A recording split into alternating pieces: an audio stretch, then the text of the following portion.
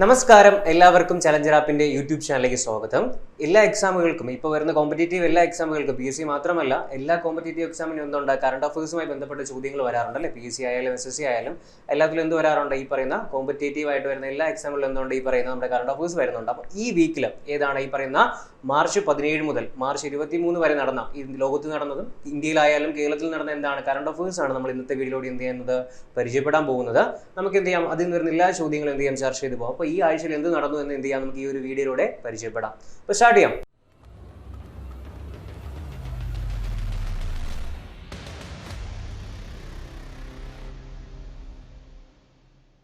Okay, നമ്മൾ ആദ്യം നോക്കാൻ പോകുന്നത് 2022 SL പുരം സദാനന്ദൻ നാടക പുരസ്കാരത്തിന് അർഹനായതാരെന്നാണ് കേട്ടോ. അപ്പോൾ എന്താണ് നമ്മളൊന്നുകൂടെ പറയാണ്, അതായത് 2022 ഓക്കെ 2022 എന്താണ് SL പുരം സദാനന്ദൻ നാടകം, എന്താണ് SL പുരം സദാനന്ദൻ പേരാണ് കേട്ടോ. SL പുരം സദാനന്ദൻ എന്താ നാടക പുരസ്കാരത്തിന് അർഹനായ വ്യക്തി ആരാണെന്നാണ് നോക്കുന്നത്. ഓക്കെ, അതാണ് ആരാണ്, വേട്ടക്കുളം ശിവാനന്ദൻ കേട്ടോ. വേട്ടക്കുളം ആരാണ്, ശിവാനന്ദനാണ്. നാടക നടനും സംവിധായകനുമാണ് ആരെ, ഈ പറയുന്ന വേട്ടക്കുളം ശിവാനന്ദൻ എന്ന് പറയുന്നത്. 2021 പുരസ്കാരത്തിന് അർഹനായത് ആരാണ്, KPSC ലീലയാണ് കേട്ടോ. KPSC ഏതാണ്, ലീലയാണ്. എന്താണ്, പ്രശസ്ത നാടക നടിയാണ് ഇതെന്ന് പറയുന്നത്. ആരെന്ന് പറയുന്നത്, ഈ പറയുന്ന KPSC ലീല എന്ന് പറയുന്നത്. ഓക്കെ, മലയാള നാടക രംഗത്തെ സമഗ്ര സംഭാവനയ്ക്ക് നൽകുന്ന പുരസ്കാരം. അപ്പൊ ചോദിക്കാം, എങ്ങനെയും ചോദിക്കാം, താഴെ തന്നിരിക്കുന്നവയിൽ ഏതാണ് മലയാള നാടക രംഗത്തെ സമഗ്ര സംഭാവനയ്ക്ക്, ഏതാണ്, നാടകമാണ് കേട്ടോ. എന്താണ് മലയാള നാടക രംഗത്തെ എന്താണ് സമഗ്ര സംഭാവനയ്ക്ക് നൽകുന്ന പുരസ്കാരം ഏതാണ്, SL പുരം സദാനന്ദ നാടക പുരസ്കാരം. ഓക്കെ, ഇപ്പൊ കിട്ടിയതാർക്കാണ് 2022 വേട്ടക്കുളം ശിവാനന്ദനാണ്. ഓക്കെ, അതുപോലെ തന്നെ പുരസ്കാരം നൽകുന്നത് ആരാണ്, കേരള സംഗീത നാടക അക്കാദമിയാണ് കേട്ടോ. അപ്പൊ അത് പഠിച്ചു വെച്ച ആരാണ്, കേരള സംഗീത നാടക അക്കാദമിയാണ്. പുരസ്കാരം എത്രയാണ്, തുക എത്രയാണ്, 1 ലക്ഷം രൂപയാണ് അതിന്റെ തുകയായിട്ട് വരുന്നത്. അപ്പോൾ നമ്മളിത് പഠിക്കാൻ കാരണം 2021-22 വർഷത്തെ പുരസ്കാരങ്ങൾ പ്രഖ്യാപിച്ചത് എപ്പോഴാണ്, 2024 മാർച്ചിലാണ്. അപ്പോൾ അതെന്താണ് ഇപ്പോഴത്തെ കറണ്ട് അഫയേഴ്സ് ആയിട്ട് നമ്മൾ പഠിക്കുന്നത് കേട്ടോ. അപ്പോൾ ഒന്നുകൂടെ നോക്കാം. നമ്മൾ പറഞ്ഞതാണ് എന്താണ് SL പുരം സദാനന്ദ എന്താണ് സദാനന്ദൻ നാടക പുരസ്കാരം കിട്ടിയതാർക്കാണ്, വേട്ടക്കുളം ശിവാനന്ദനാണ്. അതുപോലെ തന്നെ എന്താണ് 2024 ആർക്കാണ് കിട്ടിയത്, KPSC ലീലയ്ക്കാണ്. മലയാള നാടക രംഗത്തെ സമഗ്ര സംഭാവനയാണ് എന്തെന്ന് പറയുന്നത്, നാടക രംഗത്തുള്ളതാണ് ഇതെന്ന് പറയുന്നത്, ഈ പറയുന്ന SL പുരം സദാനന്ദൻ നാടക പുരസ്കാരം. ഓക്കെ, 1 ലക്ഷം രൂപയാണ് സമ്മാന തുക. 2021-22 വർഷത്തെ പുരസ്കാരങ്ങൾ എപ്പോൾ പ്രഖ്യാപിച്ചു, 2024 മാർച്ചിൽ പ്രഖ്യാപിച്ചു. ഓക്കെ, അതുപോലെ തന്നെ പ്രഥമ ഇന്ത്യൻ സ്ട്രീറ്റ് പ്രീമിയർ ലീഗ്, ഇപ്പൊ നടന്നൊരു ക്രിക്കറ്റുമായിട്ട് ബന്ധപ്പെട്ടതാണ് കേട്ടോ. എന്താണ് Indian street premier league cricket കിരീടം നേടിയത് ആരാണ്, ചോദിക്കാം. ഇപ്പൊ കഴിഞ്ഞതേ ഉള്ളൂ. പ്രഥമ Indian street premier league, IPL അല്ല, എന്താണ് സ്ട്രീറ്റ് പ്രീമിയർ ലീഗ് ആണ്. ആരാണ്, ടൈഗേഴ്സ് ഓഫ് കൊൽക്കത്തയാണ് കേട്ടോ. ടൈഗേഴ്സ് ഓഫ് കൊൽക്കത്തയാണ് വിജയിച്ചത്. ടൈഗേഴ്സ് ഓഫ് കൊൽക്കത്ത ടീം ഉടമകൾ ആരൊക്കെയാണ്, സെയ്ഫ് അലി ഖാനും കരീന കപൂറാണ് അല്ലേ, നിങ്ങൾക്ക് അറിയാം അവരെയൊക്കെ. ആരാണ്, സെയ്ഫ് അലി ഖാനും കരീന കപൂറുമാണ് ഇത് ടൈഗേഴ്സ് ഓഫ് കൊൽക്കത്തയുടെ ഓണേഴ്സ് എന്ന് പറയുന്നത്. സെക്കൻഡ് പ്രൈസ് അല്ലെങ്കിൽ എന്താണ് റണ്ണറപ്പ് ആയതാരാണ്, മാജി മുംബൈ ആണ് കേട്ടോ. മാജി മുംബൈ ആണ് എന്തെന്ന് പറയുന്നത് സെക്കൻഡ് അടിച്ചത്. ഓക്കെ, അപ്പോൾ മാജി മുംബൈ ടീം ഉടമ ആരാണ്, അമിതാഭ് ബച്ചനാണ്. ഓക്കെ, അമിതാഭ് ബച്ചനാണ് ആരുടെ, മാജി മുംബൈ ടീമിന്റെ ഉടമ. 10 ഓവർ ക്രിക്കറ്റ് മത്സരമാണ് ഇതെന്ന് പറയുന്നത്. 10 ഓവറേ ഉള്ളൂ. IPL പോലെ എത്ര ഓവറേ ഉള്ളൂ, ഇതിൽ 10 ഓവറേ വരുന്നുള്ളൂ. മത്സരങ്ങൾ പങ്കെടുത്ത ടീം എത്രയാണ്, 6 ഈ മത്സരങ്ങൾക്ക് വേദിയായതാരാണ്, ദാദോജി കൊണ്ടേദേവ് സ്റ്റേഡിയമാണ്. ഇവിടെയാണത് താനെ, മഹാരാഷ്ട്രയിലെ താനെയിലാണ് ഇത് വരുന്നത്, ദാദോജി കൊണ്ടേദേവ് സ്റ്റേഡിയം എന്ന് പറയുന്നത്. ഓക്കെ, അപ്പോൾ ഇത്രയും ക്വസ്റ്റ്യങ്ങളോ ഒന്നും എന്ത് ചെയ്യുക, ഓർത്തിരിക്കുക. എന്താണ് ഇപ്പോൾ കഴിഞ്ഞതേ ഉള്ളൂ. പ്രഥമയാണ്, ഫസ്റ്റ് ആണ് കേട്ടോ. അതിന് ചോദിക്കാം, പ്രഥമ Indian street premier league cricket കിരീടം നേടിയത് ആരാണ്, ടൈഗേഴ്സ് ഓഫ് കൊൽക്കത്തയാണ്. സെയ്ഫ് അലി ഖാനുമാരുമാണ്, കരീന കപൂറാണ് ടീമിന്റെ ഉടമകൾ എന്ന് പറയുന്നത്. റണ്ണറപ്പ് ആയതാരാണ്, മാജി മുംബൈ ആണ്. അമിതാഭ് ബച്ചന്റെ ടീമാണ് ഇതെന്ന് പറയുന്നത്, മാജി മുംബൈ. അതുപോലെ 6 ടീമുകൾ എന്ത് ചെയ്തിരുന്നു, അതിൽ പങ്കെടുത്തിരുന്നു. ഇനി വളരെ ഇമ്പോർട്ടന്റ് ആണ്, ഇതാണ് 2024 വനിതാ പ്രീമിയർ ക്രിക്കറ്റ് ലീഗ് കിരീടം നേടിയതാണ്. ഇപ്പൊ ഈ മാർച്ചിൽ നടന്നതാണ്, ഇപ്പൊ നടന്ന കാര്യമാണ്. എന്താണ് IPL പോലെ തന്നെയാണ് ഈ പറയുന്ന വിമൺ എന്തുകൊണ്ട് IPL ഉണ്ടല്ലേ, അതാണ് എന്തെന്ന് പറയുന്നത്, വനിതാ പ്രീമിയർ എന്താന്ന് പറയുന്നത് ലീഗ് ക്രിക്കറ്റ് എന്ന് പറയുന്നത്. അപ്പൊ ആര് ജയിച്ചു, അത് RCB. 2024 കപ്പ് ഉയർത്തിയതാരാണ്, RCB ആണ്. റോയൽ ചലഞ്ചേഴ്സ് ബാംഗ്ലൂർ ആണ്. റോയൽ ചലഞ്ചേഴ്സിന്റെ ക്യാപ്റ്റൻ ആരാണ്, സ്മൃതി മന്ദാനയാണ്. ഇന്ത്യൻ പ്ലെയർ ആണ്. ആരാണ്, സ്മൃതി മന്ദാനയാണ്. റണ്ണറപ്പ് ആയത് ആരാണ്, ഡൽഹി ക്യാപിറ്റൽസ് ആണ്. ഇതാണ് ഡൽഹി ക്യാപിറ്റൽസ് ആണ് ആരായത്, സെക്കൻഡ് പ്രൈസ് കിട്ടിയത്. ഫൈനൽ മത്സരത്തിന് വേദിയത് എവിടെയാണ്, നമ്മുടെ അരുൺ ജെയ്റ്റ്ലി സ്റ്റേഡിയം ഡൽഹിയിലാണ്. അപ്പൊ അങ്ങനെയും ചോദിക്കാം, അരുൺ ജെയ്റ്റ്ലി സ്റ്റേഡിയം എവിടെയാണ്, ഡൽഹിയിലാണ്. ഓക്കെ, അതുപോലെ ടൂർണമെന്റിലെ താരം ആരായിരുന്നു, മാൻ ഓഫ് ദി സീരീസ് ആരായിരുന്നു, ദീപ്തി ശർമ്മയാണ്. ദീപ്തി ശർമ്മയാണ് കേട്ടോ. അതേ ടീമാണ് UP വാരിയേഴ്സ് ആണ് കേട്ടോ. UP ഉത്തർപ്രദേശ് ആണ്. UP വാരിയേഴ്സ് ആണ് ഇത് ദീപ്തി ശർമ്മ എന്ന് പറയുന്നത്. ഏറ്റവും കൂടുതൽ റൺസ് നേടിയ താരം ആരാണ്, പെരിയാണ് കേട്ടോ. എലീസ് പെരി എന്ന് പറയുന്നത് ഏതാണ്? ഓസ്ട്രേലിയൻ പ്ലെയർ ആണ് കേട്ടോ. ക്രിക്കറ്റ് വേൾഡ് കപ്പും ഫുട്ബോൾ വേൾഡ് കപ്പ് കളിച്ചിട്ടുള്ള ആളാണ്. എന്താണ് ഏറ്റവും കൂടുതൽ റൺസ് നേടിയ താരമാണെന്ന് പറയുന്ന എലീസ് പെരി എന്ന് പറയുന്നത് ടീം ഏതാണ്? റോയൽ ചലഞ്ചേഴ്സ് ബാംഗ്ലൂർ ആണ്. ഓർത്തിരിക്കുക. ഓക്കെ, ആര് കപ്പടിച്ചു? RCB ആണ്. റോയൽ ചലഞ്ചേഴ്സ് ബാംഗ്ലൂർ ആണ് കപ്പടിച്ചത്. ക്യാപ്റ്റൻ ആരാണ്? സ്മൃതി മന്ദാനയാണ്. റണ്ണറപ്പ് ആയതാരാണ്? ഡൽഹി ക്യാപിറ്റൽസ് ആണ്. ഫൈനൽ മത്സരത്തിന്റെ വേദി ഏതാണ്? അരുൺ ജെയ്റ്റ്ലി സ്റ്റേഡിയം ആണ്. ടൂർണമെന്റിലെ താരമാരായിരുന്നു? ദീപ്തി ശർമ്മയായിരുന്നു. ടീം ഏതാണ്? UP വാരിയേഴ്സ് ആണ്. ഏറ്റവും കൂടുതൽ റൺസ് നേടിയ താരം ആരാണ്? എലീസ് പെരി ആണ് കേട്ടോ. ഓർത്തിരിക്കുക, ഓസ്ട്രേലിയൻ പ്ലെയർ ആണ് എലീസ് പെരി എന്ന് പറയുന്നത്. ദീപ്തി ശർമ്മ ഇന്ത്യൻ പ്ലെയർ ആണ്. ഏറ്റവും കൂടുതൽ റൺസ് നേടിയ താരമാരാണ്? നമ്മൾ പറഞ്ഞാണ് അല്ലേ, ഇത് പറഞ്ഞാണ്. അതുപോലെ തന്നെ ഏറ്റവും കൂടുതൽ വിക്കറ്റുകൾ നേടിയ താരമാരാണ്? ശ്രേയങ്ക പാട്ടീലാണ് കേട്ടോ. ശ്രേയങ്ക പാട്ടീലാണോ? RCB തന്നെയാണ്. റോയൽ ചലഞ്ചേഴ്സ് ബാംഗ്ലൂർ പ്ലെയർ ആണ് ആരെന്ന് പറയുന്നത്? ശ്രേയങ്ക പാട്ടീൽ എന്ന് പറയുന്നത് കേട്ടോ. അതൊന്ന് ഓർത്തിരിക്കുക. റോയൽ ചലഞ്ചേഴ്സ് ബാംഗ്ലൂർ ടീമിലെ മലയാളി താരമാരായിരുന്നു? ആശാ ശോഭൻ. അത് ചിലപ്പോൾ ചോദിക്കാം. എന്താണ് റോയൽ ചലഞ്ചേഴ്സ് ബാംഗ്ലൂർ ടീമിലെ മലയാളി താരമാരായിരുന്നു? ആശാ ശോഭൻ. അപ്പോൾ ഇങ്ങനെ ചോദ്യം വരുന്നത് 2024 ഏതാണ് വിമൻ പ്രീമിയർ ലീഗിൽ RCB ടീമിൽ കളിച്ച മലയാളി പ്ലെയർ ആരാണ്, അല്ലെങ്കിൽ കപ്പ് ഉയർത്തിയ RCB ടീമിലെ മലയാളി പ്ലെയർ ആരാണെന്ന് ചോദിക്കാം. ആരാണ്? ആശാ ശോഭനയാണ്. ഡൽഹി ക്യാപിറ്റൽസ് ടീമിലെ മലയാളി താരമാരാണ്? മിന്നു മണിയാണ് കേട്ടോ. ആരാണ്? ഡൽഹി ക്യാപിറ്റൽസ് ടീമിലെ മലയാളി ആരായിരുന്നു? ഡൽഹിയാണ് സെക്കൻഡ് അടിച്ചത്. ആരാണ്? മിന്നു മണിയാണ്. അതുപോലെ 2023 ജേതാക്കൾ ആരായിരുന്നു? മുംബൈ ഇന്ത്യൻസ് ആയിരുന്നു. ഓക്കെ, അതുപോലെ മത്സരം നടത്തുന്ന ആരാണ്? BCCI ആണ് അല്ലേ. BCCI ആണ് ഇതിൽ മത്സരം നടത്തുന്നത്. അപ്പം നമ്മൾ ICC പോലെ ഇന്ത്യക്ക് എന്തുകൊണ്ട് ബോർഡ് ഉണ്ട്, അതാണ് BCCI എന്ന് പറയുന്നത് കേട്ടോ. അപ്പോൾ ഏറ്റവും കൂടുതൽ റൺസ് നേടിയ താരം എലീസ് പെരിയാണ് പഠിച്ചതാണ്. ഏറ്റവും കൂടുതൽ വിക്കറ്റ് നേടിയ ആരാണ്? ശ്രേയങ്ക പാട്ടീലാണ്. ബാംഗ്ലൂർ പ്ലെയർ ആണ്. റോയൽ ചലഞ്ചേഴ്സ് ബാംഗ്ലൂരിലെ ഏക മലയാളി സാന്നിധ്യം, ഏക മലയാളി എന്നല്ല, മലയാളി കളിച്ചവരാണ് ആശാ ശോഭനയാണ്. ഡൽഹിയിൽ കളിച്ച മലയാളി സാന്നിധ്യമുള്ള ആരാണ്? മലയാളി സാന്നിധ്യമാരാണ്? മിന്നു മണിയാണ് കേട്ടോ. ഡൽഹി ക്യാപിറ്റൽസ് ടീമിൽ കളിച്ച മലയാളി താരമാരാണ്? മിന്നു മണിയാണ്. 2023 ജേതാക്കൾ ആരായിരുന്നു? മുംബൈ ഇന്ത്യൻസ് ആയിരുന്നു. കഴിഞ്ഞ വർഷം ആരാണ്? മുംബൈ ഇന്ത്യൻസ് ആയിരുന്നു. മത്സരം നടത്തുന്നത് ആരാണ്? BCCI ആണ്. ഏത് നടത്തുന്നത്? IPL ആയാലും ഇതുപോലെ വിമൻസ് പ്രീമിയർ ലീഗിൽ നടത്തുന്ന ആരാണ്? BCCI ആണ്. ഓക്കെ, അടുത്ത കൈറ്റ് വിക്ടേഴ്സ് ചാനലിൽ സംപ്രേഷണം ചെയ്ത പോക്സോ നിയമത്തെക്കുറിച്ച് തയ്യാറാക്കിയ ഹ്രസ്വചിത്രം ഏതാണ്? പോക്സോ നിങ്ങൾക്ക് അറിയാമല്ലോ.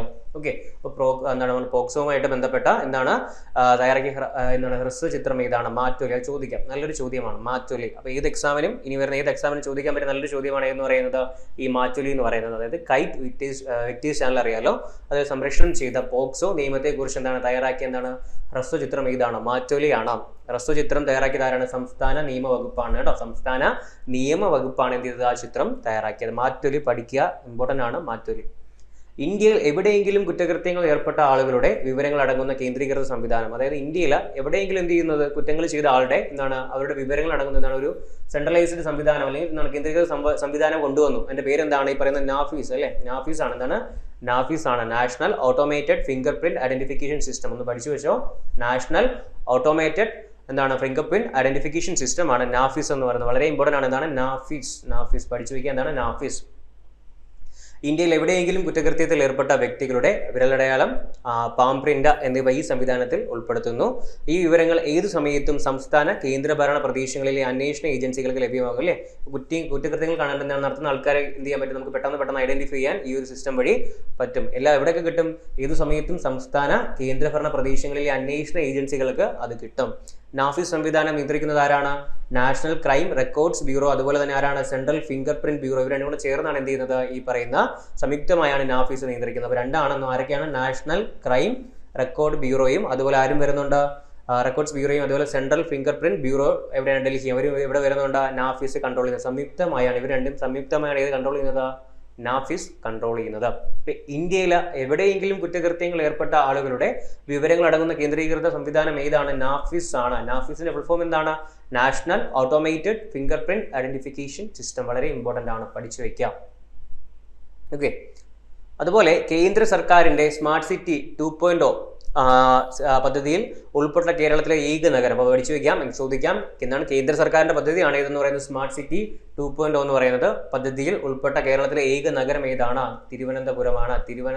കേട്ടോ. ഓർത്തേക്ക് ഏതാണ്? തിരുവനന്തപുരമാണ്. ഇന്ത്യയിലെ 18 നഗരങ്ങൾ മാത്രമാണ് സ്മാർട്ട് സിറ്റി 2.0 പദ്ധതിയിൽ ഉൾപ്പെടുത്തിയിരിക്കുന്നത്. 18-ൽ ഒന്ന് ഏതാണ്? ട്രിവാൻഡ്രമാണ്. തിരുവനന്തപുരമാണ്. ഓർത്തിരിക്കുക. ഓക്കെ, പ്രസാർ ഭാരതി ബോർഡ് അധ്യക്ഷൻ. പ്രസാർ ഭാരതി ബോർഡ് അധ്യക്ഷൻ. അപ്പോൾ കേന്ദ്ര സർക്കാരിന്റെ ഉടമസ്ഥതയിലുള്ള ബ്രോഡ്കാസ്റ്റിംഗ് സ്ഥാപനമാണ് എന്ന് പറയുന്നത് പ്രസാർ ഭാരതി. അപ്പോൾ എന്താണ്? കേന്ദ്ര സർക്കാരിന്റെ ഉടമസ്ഥതയിലുള്ള ബ്രോഡ്കാസ്റ്റിംഗ് സ്ഥാപനമാണ് ഇതെന്ന് പറയുന്നത് ഈ പറയുന്ന പ്രസാർ ഭാരതി. ആ ബോർഡിന്റെ അധ്യക്ഷൻ ആരാണ്? ചോദിക്കാം. ആരാണ്? നവനീത് കുമാർ സേഗർ ആണ്. ആരാണ്? നവനീത് കുമാർ സേഗർ. ആരാണ്? നവനീത് കുമാർ സേഗർ ആണ്. നിലവിൽ വന്നത് 1997 ആസ്ഥാനം എവിടെയാണ്? ന്യൂഡൽഹിയാണ്. നല്ല ചോദ്യങ്ങളാണ്. എന്താണ്? പ്രസാദ് ഭാരതി ബോർഡ് അധ്യക്ഷൻ ആരാണ്? നവനീത് കുമാർ സേഗർ ആണ്. കേന്ദ്ര സർക്കാരിന്റെ ഉടമസ്ഥതയിലുള്ള ബ്രോഡ്കാസ്റ്റിംഗ് സംവിധാനമാണ് ഇതെന്ന് പറയുന്നത്, സ്ഥാപനമാണ് ഇതെന്ന് പറയുന്നത് പ്രസാദ് ഭാരതി ബോർഡ് എന്ന് പറയുന്ന അധ്യക്ഷൻ ആരാണ്? നവനീത് കുമാർ സേഗർ ആണ്. ഓക്കെ അല്ലേ? ശരി, ഇനി വളരെ ഇമ്പോർട്ടൻ്റ് ആണ് പാലസ്തീൻ പ്രധാനമന്ത്രി. നമുക്ക് ചോദിക്കാം, പാലസ്തീൻ എന്ന് പറയുന്നത് ഇപ്പോൾ എന്താണ്? പണ്ട് മുതൽ ഏകദേശം രണ്ടാം വേൾഡ് വാർ കഴിഞ്ഞ സമയം മുതൽ ഇന്ന് വരെ എന്തുണ്ടായി? ഈ പറയുന്ന പാലസ്തീൻ ഇസ്രായേലിന്റെ പ്രശ്നങ്ങൾ നിലനിൽക്കുകയാണ് അല്ലെ, ഇപ്പോഴുള്ള കാര്യമാണ്. അപ്പോൾ എന്താണ് അത്? കറണ്ട് അഫയേഴ്സിൽ വരുന്നതാണ്, ഇന്ന് നിലനിൽക്കുന്നതാണ്. പാലസ്തീൻ പ്രധാനമന്ത്രി ആരാണ്? മുഹമ്മദ് മുസ്തഫയാണ്. ആരാണ്? മുഹമ്മദ് മുസ്തഫയാണ്. പാലസ്തീന്റെ പ്രസിഡന്റ് ആരാണ്? മെഹ്മൂദ് അബ്ബാസ് ആണ് കേട്ടോ. മെഹ്മൂദ് അബ്ബാസ് ആണ്. മെഹ്മൂദ് അബ്ബാസ് ആണെന്ന് പറയുന്നത് പ്രസിഡന്റ് എന്ന് പറയുന്നത്. പാലസ്തീന്റെ തലസ്ഥാനം ഏതാണ്? ജെറുസലേമാണ് കേട്ടോ. ഈ 3 പോയിന്റുകൾ പഠിച്ചു വെക്കുക. എന്താണ്? പലസ്തീന്റെ പ്രധാനമന്ത്രി ആരാണ്? മുഹമ്മദ് മുസ്തഫയാണ്. പ്രസിഡന്റ് ആരാണ്? മെഹ്മൂദ് അബ്ബാസ് ആണ്. പലസ്തീന്റെ തലസ്ഥാനം ഏതാണ്? ജെറുസലേം ആണ്. ഈ 3 ചോദ്യങ്ങൾ എന്ത് ചെയ്യുക? മനസ്സിലാക്കി വെക്കുക. ഓക്കെ. 2024 മാർച്ചിൽ അന്തരിച്ച മുൻ നാവികസേനാ മേധാവിയും മനുഷ്യാവകാശ പ്രവർത്തകനുമായ വ്യക്തി ആരാണ്? ഇങ്ങനെ ചോദിക്കാം, കാര്യം നാവികസേനാ മേധാവിയായിരുന്നു. നാവികസേന അറിയാലോ, നേവി അറിയാലോ, നാവികസേന. ഓക്കെ, അതായത് 2024 മാർച്ചിൽ അന്തരിച്ച മുൻ നാവികസേന മേധാവിയും മനുഷ്യാവകാശ പ്രവർത്തനമായ വ്യക്തി ആരാണെന്ന് ചോദ്യം വരാം. ആരാണ്? അഡ്മിറൽ ലക്ഷ്മി നാരായൺ രാംദാസ് ആണ്. അപ്പൊ പഠിച്ചു വെച്ചവരാണ് അഡ്മിറൽ ലക്ഷ്മി നാരായൺ രാംദാസ്. എന്താണ് പേര് പഠിച്ചു വെച്ചോ? അഡ്മിറൽ ലക്ഷ്മി നാരായൺ രാംദാസ്. ലക്ഷ്മി നാരായൺ എന്താണ്? രാംദാസ് ആണ്. എന്തെന്ന് പറയുന്നത്? 2024 മാർച്ചിൽ അന്തരിച്ച മുൻ നാവികസേന മേധാവിയും മനുഷ്യാവകാശ പ്രവർത്തകനുമായ വ്യക്തി ആരാണ്? ഈ പറയുന്ന അഡ്മിറൽ ലക്ഷ്മി നാരായൺ രാംദാസ് ആണ്. 1990 നവംബർ മുതൽ 1993 സെപ്റ്റംബർ വരെ 3 വർഷം എന്താണ് നാവികസേന മേധാവി പദവി വഹിച്ചിരുന്ന വ്യക്തിയാണ്. അപ്പൊ 90 മുതൽ 1993 സെപ്റ്റംബർ വരെ എന്ത് ചെയ്തു? നാവികസേന മേധാവിയായിരുന്നു ആര്? നമ്മുടെ ലക്ഷ്മി നാരായൺ രാംദാസ് എന്ന് പറയുന്ന വ്യക്തി.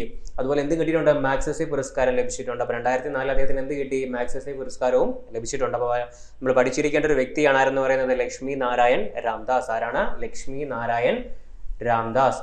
90 മുതൽ 93 വരെ ആരായിരുന്നു? നാവികസേന മേധാവിയായിരുന്നു. 2004 എന്ത് കിട്ടിയിട്ടുണ്ട്? മാഗ്സസെ പുരസ്കാരവും ലഭിച്ചിട്ടുണ്ട്. 2024 മാർച്ചിലെ IMF എന്താണ്? ഇന്റർനാഷണൽ മോണിറ്ററി ഫണ്ട് ആണ് അല്ലെ. IMF റിപ്പോർട്ട് പ്രകാരം ലോകത്തിലെ ദരിദ്ര രാജ്യം. ചോദിക്കാം, നല്ല ചോദ്യമാണ്. PSC ഇങ്ങനത്തെ ചോദ്യങ്ങൾ ചോദിക്കാറുണ്ട്. 2024 അല്ലെങ്കിൽ മാർച്ചിലെ എന്താണ്? IMF. അപ്പൊ അങ്ങനെ ചോദിക്കാം. റിപ്പോർട്ട് വിടുന്ന ആരാണ്? IMF ആണ്. ഇന്റർനാഷണൽ എന്താണ്?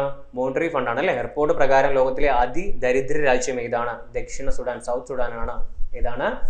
സൗത്ത് സുഡാൻ ആണ്. രണ്ടാമത് ആരാണ്? ബുറുണ്ടി അല്ലെ. ബുറുണ്ടി എന്ന് പറയും, ആഫ്രിക്കയിൽ വരുന്ന തന്നെയാണ്. ഏതാണ്? ബുറുണ്ടി എന്ന് പറയും. മൂന്നാമത് ഏതാണ്? ഈ പറയുന്നത് സെൻട്രൽ ആഫ്രിക്കൻ റിപ്പബ്ലിക് ആണ്. ഏതാണ്? സെൻട്രൽ ആഫ്രിക്കൻ റിപ്പബ്ലിക് ആണ് കേട്ടോ. അപ്പൊ അതുപോലെ തന്നെ ഏഷ്യയിൽ ദരിദ്ര രാജ്യങ്ങളുടെ പട്ടികയിൽ ഒന്നാമത് ഏതാണ്? യമൻ ആണ്. അപ്പൊ ഏഷ്യ എടുത്തു കഴിഞ്ഞാൽ ദരിദ്ര രാജ്യം ഏതാണ്? ഈ പറയുന്ന യമൻ ആണ്. ഏറ്റവും സമ്പന്നമായ രാജ്യം ഏതാണ്? ലക്സംബർഗ് ആണ് കേട്ടോ. നമ്മുടെ ഇവിടെ വരുന്ന യൂറോപ്പിൽ വരുന്ന ലക്സംബർഗ് ആണ് എന്ന് പറയുന്നത് ലോകത്തിലെ ഏറ്റവും സമ്പന്നമായ രാജ്യം എന്ന് പറയുന്നത് കേട്ടോ. ഇതുപോലെ എന്ത് വന്നിട്ടുണ്ട് നമുക്ക് റിപ്പോർട്ട്? ഏത് വന്നിട്ടുണ്ട്? സന്തുഷ്ടമായ രാജ്യം വന്നിട്ടുണ്ട് അല്ലേ. അത് ഇത് തന്നെയാണ്, ഫിൻലാൻഡ് തന്നെയാണ് അല്ലേ. ഇപ്പൊ 2024 മാർച്ചിൽ IMF റിപ്പോർട്ട് പ്രകാരം ലോകത്തെ ദരിദ്ര രാജ്യം ഏതാണ്? ദക്ഷിണ സുഡാൻ, സൗത്ത് സുഡാൻ ആണ്. രണ്ടാമത് ബുറുണ്ടി ആണ്. അതുപോലെ മൂന്നാമത് ഏതാണ്? സെൻട്രൽ ആഫ്രിക്കൻ റിപ്പബ്ലിക് ആണ്. ഏഷ്യയിൽ അതിദരിദ്ര രാജ്യങ്ങളുടെ പട്ടികയിൽ ഒന്നാമത് ആരാണ്? യമൻ ആണ്. ഏറ്റവും കൂടുതൽ സമ്പന്നമായ രാജ്യം ഏതാണ്? ലക്സംബർഗ് ആണ്. ഓക്കെ അല്ലേ? കേരള കള്ള് വ്യവസായ വികസന ബോർഡ് കേട്ടോ. കള്ള് എന്താണ്? ടോഡി ബോർഡ് അല്ലേ. ടോഡി ബോർഡ് എന്ന് പറയുന്ന സംഭവം. പ്രഥമ ചെയർമാൻ. അപ്പൊ ഇപ്പൊ തുടങ്ങിയിട്ടേ ഉള്ളൂ എന്നാണ്. കേരള കള്ള് വ്യവസായ വികസന ബോർഡ്. എന്തിനു വേണ്ടിയായിരിക്കും? കള്ള് ചെത്ത് മേഖലയിലെ സമഗ്ര വികസനം ലക്ഷ്യമിട്ട് രൂപീകരിച്ചാണ് ഇത് കേരള കള്ള് വ്യവസായ വികസന ബോർഡ് അല്ലെങ്കിൽ ടൂഡി ബോർഡ് എന്ന് പറയും. ആരാണ് അതിന്റെ പ്രഥമ ചെയർമാൻ? UP ജോസഫ് ആണ് കേട്ടോ. UP ജോസഫ് ആണ്. പഠിച്ചു വെക്കുക എന്താണ്? UP ജോസഫ് ആണ്. ഓർത്തിരിക്കുക ആരാണ്? ജോസഫ് ആണ്. ബോർഡിന്റെ അംഗങ്ങളുടെ എണ്ണം എത്ര പേരുണ്ട്? അതിൽ 13. ആ ബോർഡിൽ എത്ര പേരുണ്ട്? 13 പേരുണ്ട്. കേരള എക്സൈസ് വകുപ്പ് മന്ത്രി ആരാണ്? അങ്ങനെയും ചോദ്യം വരെയാണ്. MB രാജേഷ് ആണ് കേട്ടോ. MB രാജേഷ് ആണ് എന്തെന്ന് പറയുന്നത്? കേരള എക്സൈസ് വകുപ്പ് മന്ത്രി എന്ന് പറയുന്നത്. അപ്പൊ കേരള കള്ള് വ്യവസായ വികസന ബോർഡ് ടൂഡി ബോർഡിന്റെ പ്രഥമ ചെയർമാൻ. നല്ല ചോദ്യം ആരാണ്? UP ജോസഫ് ആണ്. കള്ളുചെത്ത് മേഖലയിലെ സമഗ്ര വികസനം ലക്ഷ്യമിട്ട് രൂപീകരിച്ച ബോർഡാണ് എന്ന് പറയുന്നത് നമ്മുടെ ടൂഡി ബോർഡ് എന്ന് പറയുന്നത്. എത്ര അംഗങ്ങളുണ്ട്? 13 പേരുണ്ട്. ഇപ്പോഴത്തെ എക്സൈസ് വകുപ്പ് മന്ത്രി ആരാണ്? MB രാജേഷ് ആണ്. നമ്മൾ അടുത്ത് നോക്കുന്ന ബ്രഹ്മപുരം മാലിന്യ പ്ലാന്റിലെ തീപിടുത്തത്തെ തുടർന്നുണ്ടായ പ്രശ്നങ്ങളാണ്. നമുക്കറിയാം, പ്രശ്നമൊക്കെ അറിയാം. അതുമായി ബന്ധപ്പെട്ട് എന്ത് ചെയ്തു? ഒരു മലയാള സിനിമ ഇറങ്ങിയിട്ടുണ്ട്. എന്റെ പേര് എന്താണ്? ഇതുവരെ. എന്താണ്? ഇതുവരെ എന്നാണ്. സംവിധാനം ആരാണ്? അനിൽ തോമസ് ആണ് സംവിധാനം. പ്രധാന കഥാപാത്രം ആരാണ് അവതരിപ്പിച്ചത്? കലാഭവൻ ഷാജോനാണ് കേട്ടോ. ഷാജോനാണ് എന്ത് ചെയ്തത്? പ്രധാന കഥാപാത്രം അവതരിപ്പിച്ചത്. ബ്രഹ്മപുരം മാലിന്യ പ്ലാന്റ് സ്ഥിതി ചെയ്യുന്ന ജില്ല ഏതാണ്? എറണാകുളമാണ്. എറണാകുളത്താണ് ഇത് വരുന്നത്, ഈ പറയുന്ന ബ്രഹ്മപുരം മാലിന്യ പ്ലാന്റ് വരുന്നത്. അപ്പം നല്ല ചോദ്യങ്ങളാണ്. അതായത് ബ്രഹ്മപുരം മാലിന്യ പ്ലാന്റിലെ പ്രശ്നം അല്ലെങ്കിൽ തീപിടുത്തവുമായി ബന്ധപ്പെട്ട് ഇറങ്ങിയ മലയാള സിനിമ ഇതാണ്, ഇതുവരെയാണ്. അതാരാണ് ഡയറക്ടർ എന്ന് പറയുന്ന സംവിധാനം? ഈ പറഞ്ഞ അനിൽ തോമസ് ആണ്. പ്രധാന കഥാപാത്രം ആരാണ് അവതരിപ്പിച്ചത്? ഷാജോൺ ആണ്. അതുപോലെ തന്നെ ബ്രഹ്മപുരം മാലിന്യ പ്ലാന്റ് സ്ഥിതി ചെയ്യുന്ന ജില്ല ഏതാണ്? എറണാകുളമാണ്. ഓക്കെ. അശ്വത സ്മാരക പുരസ്കാരം. ഓക്കെ, എന്താണ് അശ്വത സ്മാരക പുരസ്കാരം 2024 ആർക്ക് കിട്ടി? സാറാ ജോസഫിന് കിട്ടി. ഓക്കെ, അത് പഠിച്ചു വെച്ചോ. അശ്വത സ്മാരക പുരസ്കാരം കിട്ടിയത് ആർക്കാണ്? സാറാ ജോസഫിനാണ്. കഥ, നോവൽ സാഹിത്യത്തിന് നൽകിയ സംഭാവനകൾ പരിഗണിച്ചാണ് സാറാ ജോസഫിന് എന്ത് കൊടുത്തത്? അശ്വത സ്മാരക പുരസ്കാരം. കേട്ടോ, അതെന്താണ് അശ്വത സ്മാരക പുരസ്കാരം? പുരസ്കാരം നൽകുന്നത് ആരാണ്? അശ്വത സ്മാരക സമിതിയാണ്. പുരസ്കാര തുക എത്രയാണ്? 25,000 രൂപയാണ്. 2023 പുരസ്കാരത്തിന് അർഹനായതാരാണ്? സുഭാഷ് ചന്ദ്രനാണ് കേട്ടോ. പേര് പഠിച്ചു വെക്കാനാണ് സുഭാഷ് ചന്ദ്രൻ. അപ്പോൾ ഒന്നുകൂടെ പറഞ്ഞു പോവാം. അതായത് അശ്വത സ്മാരക പുരസ്കാരം എന്ന ആരാണ്? സാറാ ജോസഫ് ആണ്. കഥാ, നോവൽ സാഹിത്യത്തിൽ നൽകുന്നതാണ് എന്ന് പറയുന്നത്, സംഭാവന പരിഗണിച്ച് നൽകുന്നതാണ് എന്ന് പറയുന്നത് അശ്വത സ്മാരക പുരസ്കാരം. കൊടുക്കുന്നത് ആരാണ്? അശ്വത സ്മാരക സമിതിയാണ്. തുക എത്രയാണ്? 25,000 രൂപയാണ്. 2023 അർഹനായതാരാണ്? നമ്മൾ പറയുന്നത് സുഭാഷ് ചന്ദ്രനാണ്. നമ്മൾ അടുത്ത് നോക്കാൻ പോകുന്നത് കാക്കനാടൻ സാഹിത്യ പുരസ്കാരം 2024 2024 എന്താണ്? കാക്കനാടൻ സാഹിത്യ പുരസ്കാരമാണ്. ജേതാവ് ആരാണ്? നമ്മുടെ VG തമ്പിയാണ്. നോവൽ ഏതാണ്? ഇതം പാരമിതം. ഇതം പാരമിതം എഴുതിയ VG തമ്പിക്കാണ് എന്ത് ലഭിച്ചത്? കാക്കനാടൻ സാഹിത്യ പുരസ്കാരം. എത്രാമത്തെയാണ്? 7ാമത്തെയാണ്. പുരസ്കാരം നൽകുന്ന ആരാണ്? കാക്കനാടൻ സാഹിത്യ പഠന ഗവേഷണ കേന്ദ്രവും പേപ്പർ പബ്ലിക്കേഷൻ ജേർണൽ എന്ന് നടക്കുന്നത് കാക്കനാടൻ സാഹിത്യ പുരസ്കാരം നൽകുന്നത്. പുരസ്കാര തുക എത്രയാണ്? 25,555. എത്രയാണ്? 25,555 രൂപയാണ്. 2023 പുരസ്കാരം ലഭിച്ചത് ആർക്കാണ്? KV മോഹൻകുമാറിനാണ്. കൃതി ഏതാണ്? സമ്പൂർണ്ണ കഥകൾ. ഓക്കെ, കൃതി ഏതാണ്?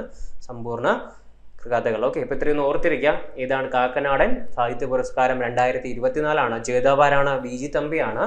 നോവൽ ഏതാണ്? ഇതം പാരമിതം. ഓക്കെ, ഇതം പാരമിതമാണ്. 7ാമത്തെ പുരസ്കാരമാണ്. കൊടുക്കുന്നവരാണ് കാക്കനാടൻ സാഹിത്യ പഠന ഗവേഷണ കേന്ദ്രവും അതുപോലെ പേപ്പർ പബ്ലിക്കേഷൻ ചേർന്നാണ്. 25,555 രൂപയാണ്. 2023 ലഭിച്ചത് ആർക്കാണ്? KV മോഹൻകുമാറിനാണ് ലഭിച്ചത്. ഓക്കെ, ശരി. ഇന്ത്യയിൽ ആദ്യമായി code grey protocol, grey okay, എന്താണ് കോഡ് ഗ്രേ പ്രോട്ടോകോൾ പുറത്തിറക്കിയ സംസ്ഥാനമാരാണ്? കേരളം. നല്ല ചോദ്യമാണ്, ചോദിക്കാം. അതായത് ഇന്ത്യയിൽ ആദ്യമായി കോഡ് ഗ്രേ പ്രോട്ടോകോൾ. എന്താണ് ഈ പറയുന്ന കോഡ് ഗ്രേ പ്രോട്ടോകോൾ എന്ന് പറയുന്നത്? ആരോഗ്യ പ്രവർത്തകരുടെയും രോഗികളുടെയും ആശുപത്രികളുടെയും സുരക്ഷിതത്വം ഉറപ്പാക്കുന്നതിന് വേണ്ട മാർഗനിർദ്ദേശങ്ങളുടെ രേഖയാണ് എന്ന് പറയുന്നത് കോഡ് ഗ്രേ എന്ന് പറയുന്നല്ലേ? കോഡ് ഗ്രേ, അങ്ങനെയും ചോദിക്കാം. Code grey protocol. അപ്പോൾ എന്താണ്? ഇന്ത്യയിൽ ആദ്യമായി കോഡ് ഗ്രേ പ്രോട്ടോകോൾ പുറത്തിറക്കിയ സംസ്ഥാനം ഏതാണ്? കേരളമാണ്. 2024 മാർച്ചിൽ കേരള ബാലാവകാശ കമ്മീഷൻ അംഗങ്ങൾ, ഇത് ചോദ്യം കേട്ടോ, ഏതാണ് നല്ല ടോപ്പിക്കാണ്. ഏതാണ്? ബാലാവകാശ കമ്മീഷൻ അംഗങ്ങളായ ആരൊക്കെയാണ് കേട്ടോ? 2024 മാർച്ചിൽ കേരള ബാലാവകാശ കമ്മീഷൻ അംഗങ്ങളായി നിയമിക്കപ്പെട്ടത് ആരൊക്കെയാണെന്ന് ചോദ്യം വരാം. KK ഷാജു ഉണ്ട്. ആര് വരുന്നത്? സിസിലി ജോസഫ് വരുന്നുണ്ട്. ഡോക്ടർ ഏതാണ്? F വിൽസൺ വരുന്നുണ്ട്. B മോഹൻകുമാർ. ഇങ്ങനെ 4 പേര് ഇവിടെ വരുന്നുണ്ട്. ഈ പറയുന്ന നമ്മുടെ 2024 മാർച്ചിൽ കേരള ബാലാവകാശ കമ്മീഷൻ അംഗങ്ങളായി. കേരള ബാലാവകാശ കമ്മീഷൻ ചെയർമാൻ ആരാണ്? KV മോഹൻകുമാറാണ് കേട്ടോ. KV മോഹൻകുമാറാണ്. ഓക്കെ, അതുപോലെ തന്നെ കേരള ബാലാവകാശ കമ്മീഷൻ പ്രവർത്തനം ആരംഭിച്ചപ്പോഴാണ്? 2013 2013. അങ്ങനെ ചോദ്യം വരാം. 2013 ആസ്ഥാനം ചോദിക്കും തിരുവനന്തപുരം. ഒരു സ്റ്റേറ്റ്മെന്റ് ആയിട്ട് എന്ത് ചെയ്യാം? ഇങ്ങനത്തുള്ള ചോദ്യങ്ങളൊക്കെ വരാം. അപ്പോൾ ഒന്നുകൂടെ ഓർത്തിരിക്കുക. ആരാണ്? 2024 മാർച്ചിൽ കേരള ബാലാവകാശ കമ്മീഷൻ അംഗങ്ങളായതാരൊക്കെയാണ്? KK Shaju, Cicily Joseph, doctor F Wilson, B Mohankumar ആണ്. അതുപോലെ തന്നെ കേരള ബാലാവകാശ കമ്മീഷന്റെ ചെയർമാൻ ആരെന്ന് ചോദിക്കാം. ആരാണ്? KV മനോജ് കുമാറാണ്. നല്ല ചോദ്യമാണ്. ആരാണ്? KV മനോജ് കുമാറാണ്. കേരള ബാലാവകാശ കമ്മീഷന്റെ പ്രവർത്തനം ആരംഭിച്ചപ്പോൾ 2013 ആസ്ഥാനം എവിടെയാണ്? തിരുവനന്തപുരമാണ്. ഓക്കെ. കുമാരനാശാൻ വൈരാഗിയിലെ അനുരാഗി എന്ന കൃതി രചിച്ചതാരാണ് കേട്ടോ? ആരാണ്? വിഷ്ണുനാരായണൻ നമ്പൂതിരിയാണ് കേട്ടോ. അങ്ങനത്തെ ഒരു കൃതി ഏതാണ്? കുമാരനാശൻ വൈരാഗിയിലെ എന്താണ് അനുരാഗി എന്ന കൃതി രചിച്ചതാരാണ്? വിഷ്ണുനാരായണൻ നമ്പൂതിരിയാണ്. കുമാരനാശാന്റെ 150ാം വാർഷികത്തോടനുബന്ധിച്ചാണ് എന്ത് വരുന്നത്? ഈ പറയുന്ന പുസ്തകം പുറത്തിറങ്ങിയത് കേട്ടോ. The cooking of books a literacy memory എന്ന കൃതിയുടെ കർത്താവ് ആരാണ്? രാംചന്ദ്ര ഗുഹയാണ് കേട്ടോ. രാംചന്ദ്ര ഗുഹയാണ് എന്ന് പറയുന്നത് ഈ പറയുന്നത് the cooking of books a literacy memory. Literacy memory എന്ന് പറയുന്നത് ആരുടെയാണ്? The cooking of books a literacy memory ആരുടെയാണ്? രാംചന്ദ്ര ഗുഹയുടെയാണ്. പ്രശസ്ത ഇന്ത്യൻ എഴുത്തുകാരനും പരിസ്ഥിതി പ്രവർത്തനവുമാണ് ആര്? രാംചന്ദ്ര ഗുഹ എന്ന് പറയുന്നത്. രാംചന്ദ്ര ഗുഹയുടെ പ്രധാന കൃതികൾ ഏതൊക്കെയാണ്? India after Gandhi, Gandhi before India, അതുപോലെ തന്നെ എന്താണ്? Gandhi the years that change the world. ഇതൊക്കെ ആരുടെയാണ്? ഈ പറയുന്ന രാംചന്ദ്ര ഗുഹയാണ്. അപ്പോൾ ഇത് വളരെ പ്രധാനപ്പെട്ടതാണ്, ചോദിക്കാം. എന്താണ്? രാംചന്ദ്ര ഗുഹയുടെ പ്രധാന കൃതികൾ ഏതൊക്കെയെന്ന് ഓർത്ത് വയ്ക്കുക. ഇന്ത്യ ആഫ്റ്റർ ഗാന്ധി, ഓക്കെ, നല്ല കൃതിയാണ്. Gandhi before India, Gandhi the years that changed the world എന്ന് പറയുന്നത് കേട്ടോ. അങ്ങനത്തെ ഒരു കൃതികളുടെ ഈ പറയുന്ന 3 കൃതികളുടെ പേരൊന്ന് ഓർത്തിരിക്കുക. അദ്ദേഹം എഴുതിയ വേറൊരു ബുക്ക് ഇതാണ് the cooking of books a literacy memory എന്ന കൃതിയുടെ കർത്താവ് ആരാണ്? രാംചന്ദ്ര ഗുഹയാണ്. രാംചന്ദ്ര ഗുഹ. ഓക്കെ. 2024 കേരള മൃഗസംരക്ഷണ വകുപ്പിന്റെ നേതൃത്വത്തിൽ വികസിപ്പിക്കാൻ തീരുമാനിച്ച കുള്ളൻ പശു. ഇങ്ങനത്തെ ചോദ്യങ്ങൾ വരാറുണ്ട് കേട്ടോ. അപ്പോൾ 2024 കേരള മൃഗസംരക്ഷണ വകുപ്പിന്റെ നേതൃത്വത്തിൽ വികസിപ്പിക്കാൻ തീരുമാനിച്ച കുള്ളൻ പശു ഏതാണ്? തെന്മല ഡോർഫാണ്. ഏതാണ്? തെന്മല ഡോർഫാണ്. തെന്മലയിലെയും അരിപ്പയിലെയും ഊരുകളിൽ വളർത്തിയിരുന്ന കുള്ളൻ പശുക്കളെയാണ് തെന്മല ഡോർഫ് എന്ന പേരിൽ വികസിപ്പിച്ചെടുത്തത് കേട്ടോ. അപ്പോൾ ഒന്നുകൂടെ പഠിച്ചു വയ്ക്കുക, എന്താണ് തെന്മല ഡോർഫ്? പേര് പഠിച്ചു വയ്ക്കുക, നല്ല ചോദ്യമാണ്. 2024 കേരള മൃഗസംരക്ഷണ വകുപ്പിന്റെ നേതൃത്വത്തിൽ വികസിപ്പിക്കാൻ തീരുമാനിച്ച കുള്ളൻ പശുവാണ് ഏത്? തെന്മല ഡോർഫ് എന്ന് പറയുന്നത്. 2024 മാർച്ചിൽ പൊട്ടിത്തെറിച്ച തെക്കൻ ഐസ്ലാൻഡിലെ അഗ്നിപർവ്വതം. ചോദിക്കാം, ഈ പറയുന്ന വേൾഡ് കറണ്ട് അഫയേഴ്സിൽ വരുന്നതാണ്. 2024 മാർച്ചിൽ പൊട്ടിത്തെറിച്ച തെക്കൻ ഐസ്ലാൻഡിലെ അഗ്നിപർവ്വതം ഏതാണ്? റെയ്ക്യാനസ് അഗ്നിപർവ്വതം. റെയ്ക്യാനസ് അഗ്നിപർവ്വതമാണ്. റെയ്ക്യാനസ് അഗ്നിപർവ്വതത്തിന് സമീപമുള്ള ജനവാസ നഗരം ഏതാണ്? ഗ്രീൻ ഡാവിക് കേട്ടോ. ഗ്രീൻ ഡാവിക്. നിങ്ങൾ ഇതൊക്കെ ഒന്ന് ഗൂഗിളിൽ സെർച്ച് ചെയ്ത് നോക്കുക, അതിന്റെ പിക്ചർ കിട്ടും, നിങ്ങൾക്ക് കുറച്ചുകൂടെ കണക്ട് ആവും. ഓക്കെ, എന്താണ്? ഗ്രീൻ ഡാവിക് കേട്ടോ. ഗ്രീൻ ഡാവിക്. ഐസ്ലാൻഡിന്റെ തലസ്ഥാനം ഏതാണ്? റെയ്ക്യാവിക് കേട്ടോ. റെയ്ക്യാവിക് ആണ് എന്ന് പറയുന്നത്. റെയ്ക്യാവിക് ആണ് നമ്മുടെ ഐസ്ലാൻഡിന്റെ തലസ്ഥാനം. ഈ പറയുന്ന ഫോട്ടോകൾ നിങ്ങളൊന്ന് കണക്ട് ചെയ്ത് ഗൂഗിളിൽ സെർച്ച് ചെയ്ത് എന്ത് ചെയ്ത് കണ്ടു കഴിഞ്ഞാൽ നിങ്ങൾക്ക് ഈ പറയുന്ന ഒരു ഐഡിയ കിട്ടും. കാണുമ്പോൾ തന്നെ എന്ത് ചെയ്യാം, പെട്ടെന്ന് കണക്ട് ആവും. ഓക്കെ, എന്താണ്? 2024 മാർച്ചിൽ പൊട്ടിത്തെറിച്ച തെക്കൻ ഐസ്ലാൻഡിലെ അഗ്നിപർവ്വതം ഏതാണ്? റെയ്ക്യാനസ് അഗ്നിപർവ്വതമാണ്. റെയ്ക്യാനസ് അഗ്നിപർവ്വതത്തിന് സമീപമുള്ള ജനവാസ നഗരം ഏതാണ്? ഗ്രീൻ ഡാവിക് ആണ്. ഐസ്ലാൻഡിന്റെ തലസ്ഥാനം ഏതാണ്? നല്ല ചോദ്യം. ഐസ്ലാൻഡിന്റെ തലസ്ഥാനം ഏതാണ്? റെയ്ക്യാവിക് ആണ്. റെയ്ക്യാവിക്. ഓക്കെ, റെയ്ക്യാവിക് ആണ് ഐസ്ലാൻഡിന്റെ തലസ്ഥാനം. 2024 മാർച്ചിൽ അന്തരിച്ച പ്രശസ്ത പ്രൈമറ്റോളജിസ്റ്റ് ആരാണ്? പ്രൈമറ്റോളജിസ്റ്റ് ആരാണെന്ന് ചോദിച്ചു കഴിഞ്ഞാൽ എന്താണ്? ഫ്രാൻസിസ് ഡി വോൾ ആണ് കേട്ടോ. ആരാണ്? ഫ്രാൻസിസ് ഡി വോൾ ആണ്. ഫ്രാൻസ് ഡി വോൾ ആണ്. ഓക്കെ, ഇപ്പൊ എന്നോട് പഠിച്ചു ഫ്രാൻസ് ഡി വോൾ ആണ് എന്ന് പറയുന്നത് 2024 മാർച്ചിൽ അന്തരിച്ച പ്രശസ്ത പ്രൈമറ്റോളജിസ്റ്റ് എന്ന് പറയുന്നത് മനുഷ്യരും കുരങ്ങുകളും ഉൾപ്പെടുന്ന പ്രൈമേറ്റുകളെ, അല്ലെങ്കിൽ ഏതാണ്? പ്രൈമേറ്റ്സിനെ പറ്റി എന്താണ് പഠിച്ച ശ്രദ്ധേയമായ കണ്ടെത്തൽ ആര് കണ്ടെത്തിയിട്ടുണ്ട്? ഈ പറയുന്ന നമ്മുടെ ഫ്രാൻസ് ഡി വോൾ കണ്ടെത്തിയിട്ടുണ്ട്. അപ്പൊ മനുഷ്യരെ കുറിച്ചും കുരങ്ങുകളെ പറ്റിയും എന്താണ് ഉൾപ്പെടുന്ന ഇതിനെ പറ്റിയാണ്? മനുഷ്യർ കുരങ്ങുകൾ ഉൾപ്പെടുന്ന നമ്മൾ എന്ത് വിളിക്കുന്നത്? പ്രൈമേറ്റ്സ് എന്ന് വിളിക്കുന്നത് അല്ലേ? അവർ ഉൾപ്പെടുന്ന പ്രൈമേറ്റുകളെ കുറിച്ച് ശ്രദ്ധേയമായ കണ്ടെത്തലുകൾ നടത്തിയ ആളാണ് ആര്? ഫ്രാൻസ് ഡി വോൾ എന്ന് പറയുന്നത്. അനുരഞ്ജനം, സഹാനുഭൂതി, സഹകരണം തുടങ്ങിയ മനുഷ്യർ കാട്ടുന്ന പല സദ്ഗുണങ്ങളുടെയും പേരുകൾ വാനര പൂർവികരിൽ നിന്നാണെന്ന് കണ്ടെത്തിയത് ആരാണ്? ഇയാളാണ്. ആരാണ്? Frans de Waal. അതായത് നമ്മൾ മനുഷ്യർ കാണിക്കുന്ന അനുരഞ്ജനം, സഹാനുഭൂതിയും സഹകരണം തുടങ്ങിയ മനുഷ്യർ കാട്ടുന്ന പല സദ്ഗുണങ്ങളും അതിന്റെ പേര് റൂട്ട് എവിടെ പോകുന്നുണ്ട്? നമ്മുടെ വാനര കുരങ്ങല്ലേ, കുരങ്ങന്റെ പൂർവികരിൽ നിന്നാണ് നമുക്ക് ലഭിച്ചത് എന്ന് എന്ത് ചെയ്തു? ഇയാൾ കണ്ടെത്തിയ ആരാണ്? Frans de Waal. നല്ല ചോദ്യമായിരുന്നു. ഓക്കെ. മുംബൈ സെൻട്രൽ റെയിൽവേ സ്റ്റേഷന്റെ പുതിയ പേര്. ഇപ്പൊ എല്ലാത്തിനും ട്രെൻഡ് ആണല്ലോ, എല്ലാത്തിൻ്റെ പേര് മാറ്റി ആൾക്കാരെ പേര് മാറ്റുന്നു അല്ലേ? ആൾക്കാരെ പേരിടുന്നു, അതുപോലെ തന്നെ എന്ത് ചെയ്യുന്നു? എല്ലാത്തിൻ്റെയും പേര് അങ്ങോട്ടും ഇങ്ങോട്ടും മാറ്റുന്നു. ഓരോ പാർട്ടിക്കാർ ഭരിക്കുമ്പോൾ അതനുസരിച്ച് എന്ത് ചെയ്യും? എല്ലാത്തിൻ്റെയും പേരുകൾ മാറും അല്ലേ? മുംബൈ സെൻട്രൽ റെയിൽവേ സ്റ്റേഷന്റെ പുതിയ പേരെന്താണ്? ഓക്കെ, എന്താണ്? നാനാ ജഗന്നാഥ് ശങ്കർ സെയ്ദ് സ്റ്റേഷൻ. അപ്പോൾ ചോദിക്കാം, നാനാ ജഗന്നാഥ് ശങ്കർ സെയ്ദ് സ്റ്റേഷൻ എന്നാണ് കേട്ടോ. അപ്പോൾ എന്താണ്? നാനാ ജഗന്നാഥ് ശങ്കർ സെയ്ദ് സ്റ്റേഷൻ. അപ്പോൾ ഇതാണ് മുംബൈ സെൻട്രൽ റെയിൽവേ സ്റ്റേഷന്റെ പുതിയ പേരെന്താണ്? നാനാ ജഗന്നാഥ് ശങ്കർ സെയ്ദ് സ്റ്റേഷൻ എന്നാണ്. മഹാരാഷ്ട്രയിൽ പേരുമാറ്റിയ മറ്റ് സ്റ്റേഷനുകളുടെ ഇത്രയും എന്ത് ചെയ്തു? സ്റ്റേഷന്റെ പേരുകൾ അവർ മാറ്റി. മറൈൻ ലൈൻ സ്റ്റേഷന്റെ പേര് എന്താക്കി? മുംബൈ ദേവി സ്റ്റേഷൻ എന്നാക്കി. കോട്ടൺ ഗ്രീൻ സ്റ്റേഷന്റെ പേരെന്താക്കി? കാല ചൗക്കി സ്റ്റേഷൻ എന്നാക്കി. ചർണി റോഡ് സ്റ്റേഷന്റെ പേരെന്താക്കി? ഗിർഗാവ് സ്റ്റേഷൻ എന്നാക്കി. ഡോക്യാർഡ് സ്റ്റേഷന്റെ പേരെന്താക്കി? മാസ്ഗാവ് സ്റ്റേഷൻ എന്നാക്കി. കിങ്സ് സർക്കിൾ സ്റ്റേഷന്റെ പേരെന്താക്കി? തീർത്ഥങ്കർ പാർശ്വനാഥ് സ്റ്റേഷൻ. ഇങ്ങനെ എന്താക്കി? എല്ലാ പറയുന്ന സ്റ്റേഷന്റെ പേരുകൾ എന്ത് ചെയ്തു? പേരുകളൊക്കെ മാറ്റി. അപ്പോൾ ഒന്നുകൂടെ നമുക്ക് പറഞ്ഞു പോവാം. മുംബൈ എന്താണ്? സെൻട്രൽ റെയിൽവേ സ്റ്റേഷന്റെ പുതിയ പേരെന്താണ്? നാനാ ജഗന്നാഥ് ശങ്കർ സെയ്ദ് സ്റ്റേഷൻ. അപ്പോൾ ഒന്നുകൂടെ പഠിച്ചു വെച്ചാൽ നാനാ ജഗന്നാഥ് ശങ്കർ സെയ്ദ് സ്റ്റേഷൻ എന്നാണ് എൻ്റെ പേര് വരുന്നത്. അതുപോലെ തന്നെ മഹാരാഷ്ട്രയിൽ എന്ത് ചെയ്തു? ഒരുപാട് സ്റ്റേഷന്റെ പേരുകൾ മാറ്റി. ആദ്യം marine line station, marine line സ്റ്റേഷന്റെ പേരെന്താക്കി? മുംബൈ ദേവി സ്റ്റേഷൻ. ഓക്കെ, അതിൽ വരുന്നുണ്ട്. മറൈൻ എന്താണ് ലൈൻ സ്റ്റേഷൻ എന്തിൽ തന്നെ വന്നു? മുംബൈ ദേവി സ്റ്റേഷൻ തന്നെ വന്നു. Cotton green station, cotton green station എന്തായിട്ട് മാറി? കാല ചൗക്കി സ്റ്റേഷൻ എന്നാക്കി. ചർണി റോഡ് സ്റ്റേഷൻ എന്തായിട്ട് മാറി? ഗിർഗാവ് സ്റ്റേഷനായിട്ട് മാറി. ഡോക്യാർഡ് സ്റ്റേഷൻ എന്താക്കി മാറ്റി? മാസ്ഗാവ് സ്റ്റേഷനാക്കി മാറ്റി. കിങ്സ് സർക്കിൾ സ്റ്റേഷൻ എന്താക്കി മാറ്റി? തീർത്ഥങ്കർ പാർശ്വനാഥ് സ്റ്റേഷനാക്കി മാറ്റി. അപ്പം ഇങ്ങനെ എന്ത് ചെയ്തു? ഒരുപാട് സ്റ്റേഷന്റെ പേരുകൾ മാറിയിട്ടുണ്ട്. അതുപോലെ തന്നെ മാതൃഭൂമി സാഹിത്യ പുരസ്കാരം. ഈ പുരസ്കാരങ്ങൾ നമ്മൾ ഒരുപാട് പറഞ്ഞല്ലോ. കാക്കനാടനും അങ്ങനെ ഒരുപാട് പുരസ്കാരം നമ്മൾ പറഞ്ഞു പോകുന്നുണ്ട്. മാതൃഭൂമി സാഹിത്യ പുരസ്കാരം 2023 ആർക്ക് കിട്ടി? പോൾ സക്രിയയ്ക്ക് കിട്ടി. ഓക്കെ, ആർക്കാണ് കിട്ടിയത്? പോൾ സക്രിയയ്ക്കാണ് കേട്ടോ. മാതൃഭൂമി സാഹിത്യ പുരസ്കാരം 2023 ആർക്കാണ് ലഭിച്ചത്? പോൾ സക്രിയയ്ക്കാണ്. മലയാള സാഹിത്യത്തിലെ സമഗ്ര സംഭാവനയ്ക്ക് നൽകുന്ന പുരസ്കാരമാണ് ഇതെന്ന് പറയുന്നത് മാതൃഭൂമി സാഹിത്യ പുരസ്കാരം. എത്രയാണ്? 3 ലക്ഷമാണ് എന്ന് പറയുന്ന പുരസ്കാര തുക. 2022 ആർക്കാണ് കിട്ടിയത്? സേതുവിനാണോ?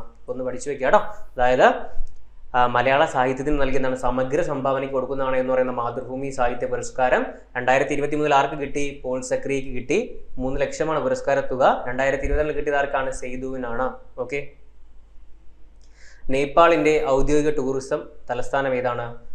പൊഖാറയാണ് കേട്ടോ. പൊഖാറയാണെന്ന് പറയുന്ന പൊഖാറയാണ് നേപ്പാളിന്റെ ഔദ്യോഗിക ടൂറിസം തലസ്ഥാനം. നേപ്പാളിന്റെ തലസ്ഥാനം ഏതാണ്? കാഠ്മണ്ഡു ആണ് കേട്ടോ. അങ്ങനെ 2 ചോദ്യം വരാം. കാഠ്മണ്ഡു എന്ന് പറയുന്നതാണ് നേപ്പാളിന്റെ തലസ്ഥാനവും നേപ്പാളിന്റെ ഔദ്യോഗിക ടൂറിസം തലസ്ഥാനം ഏതാണ്? പൊഖാറയാണ്. പൊഖാറ. ഓക്കെ, അത് പഠിച്ചു വെക്കുക. പൊഖാറയും കാഠ്മണ്ഡുവും അതുപോലെ ഇതും വരുന്നുണ്ട്, പൊഖാറയും വരുന്നുണ്ട് കേട്ടോ.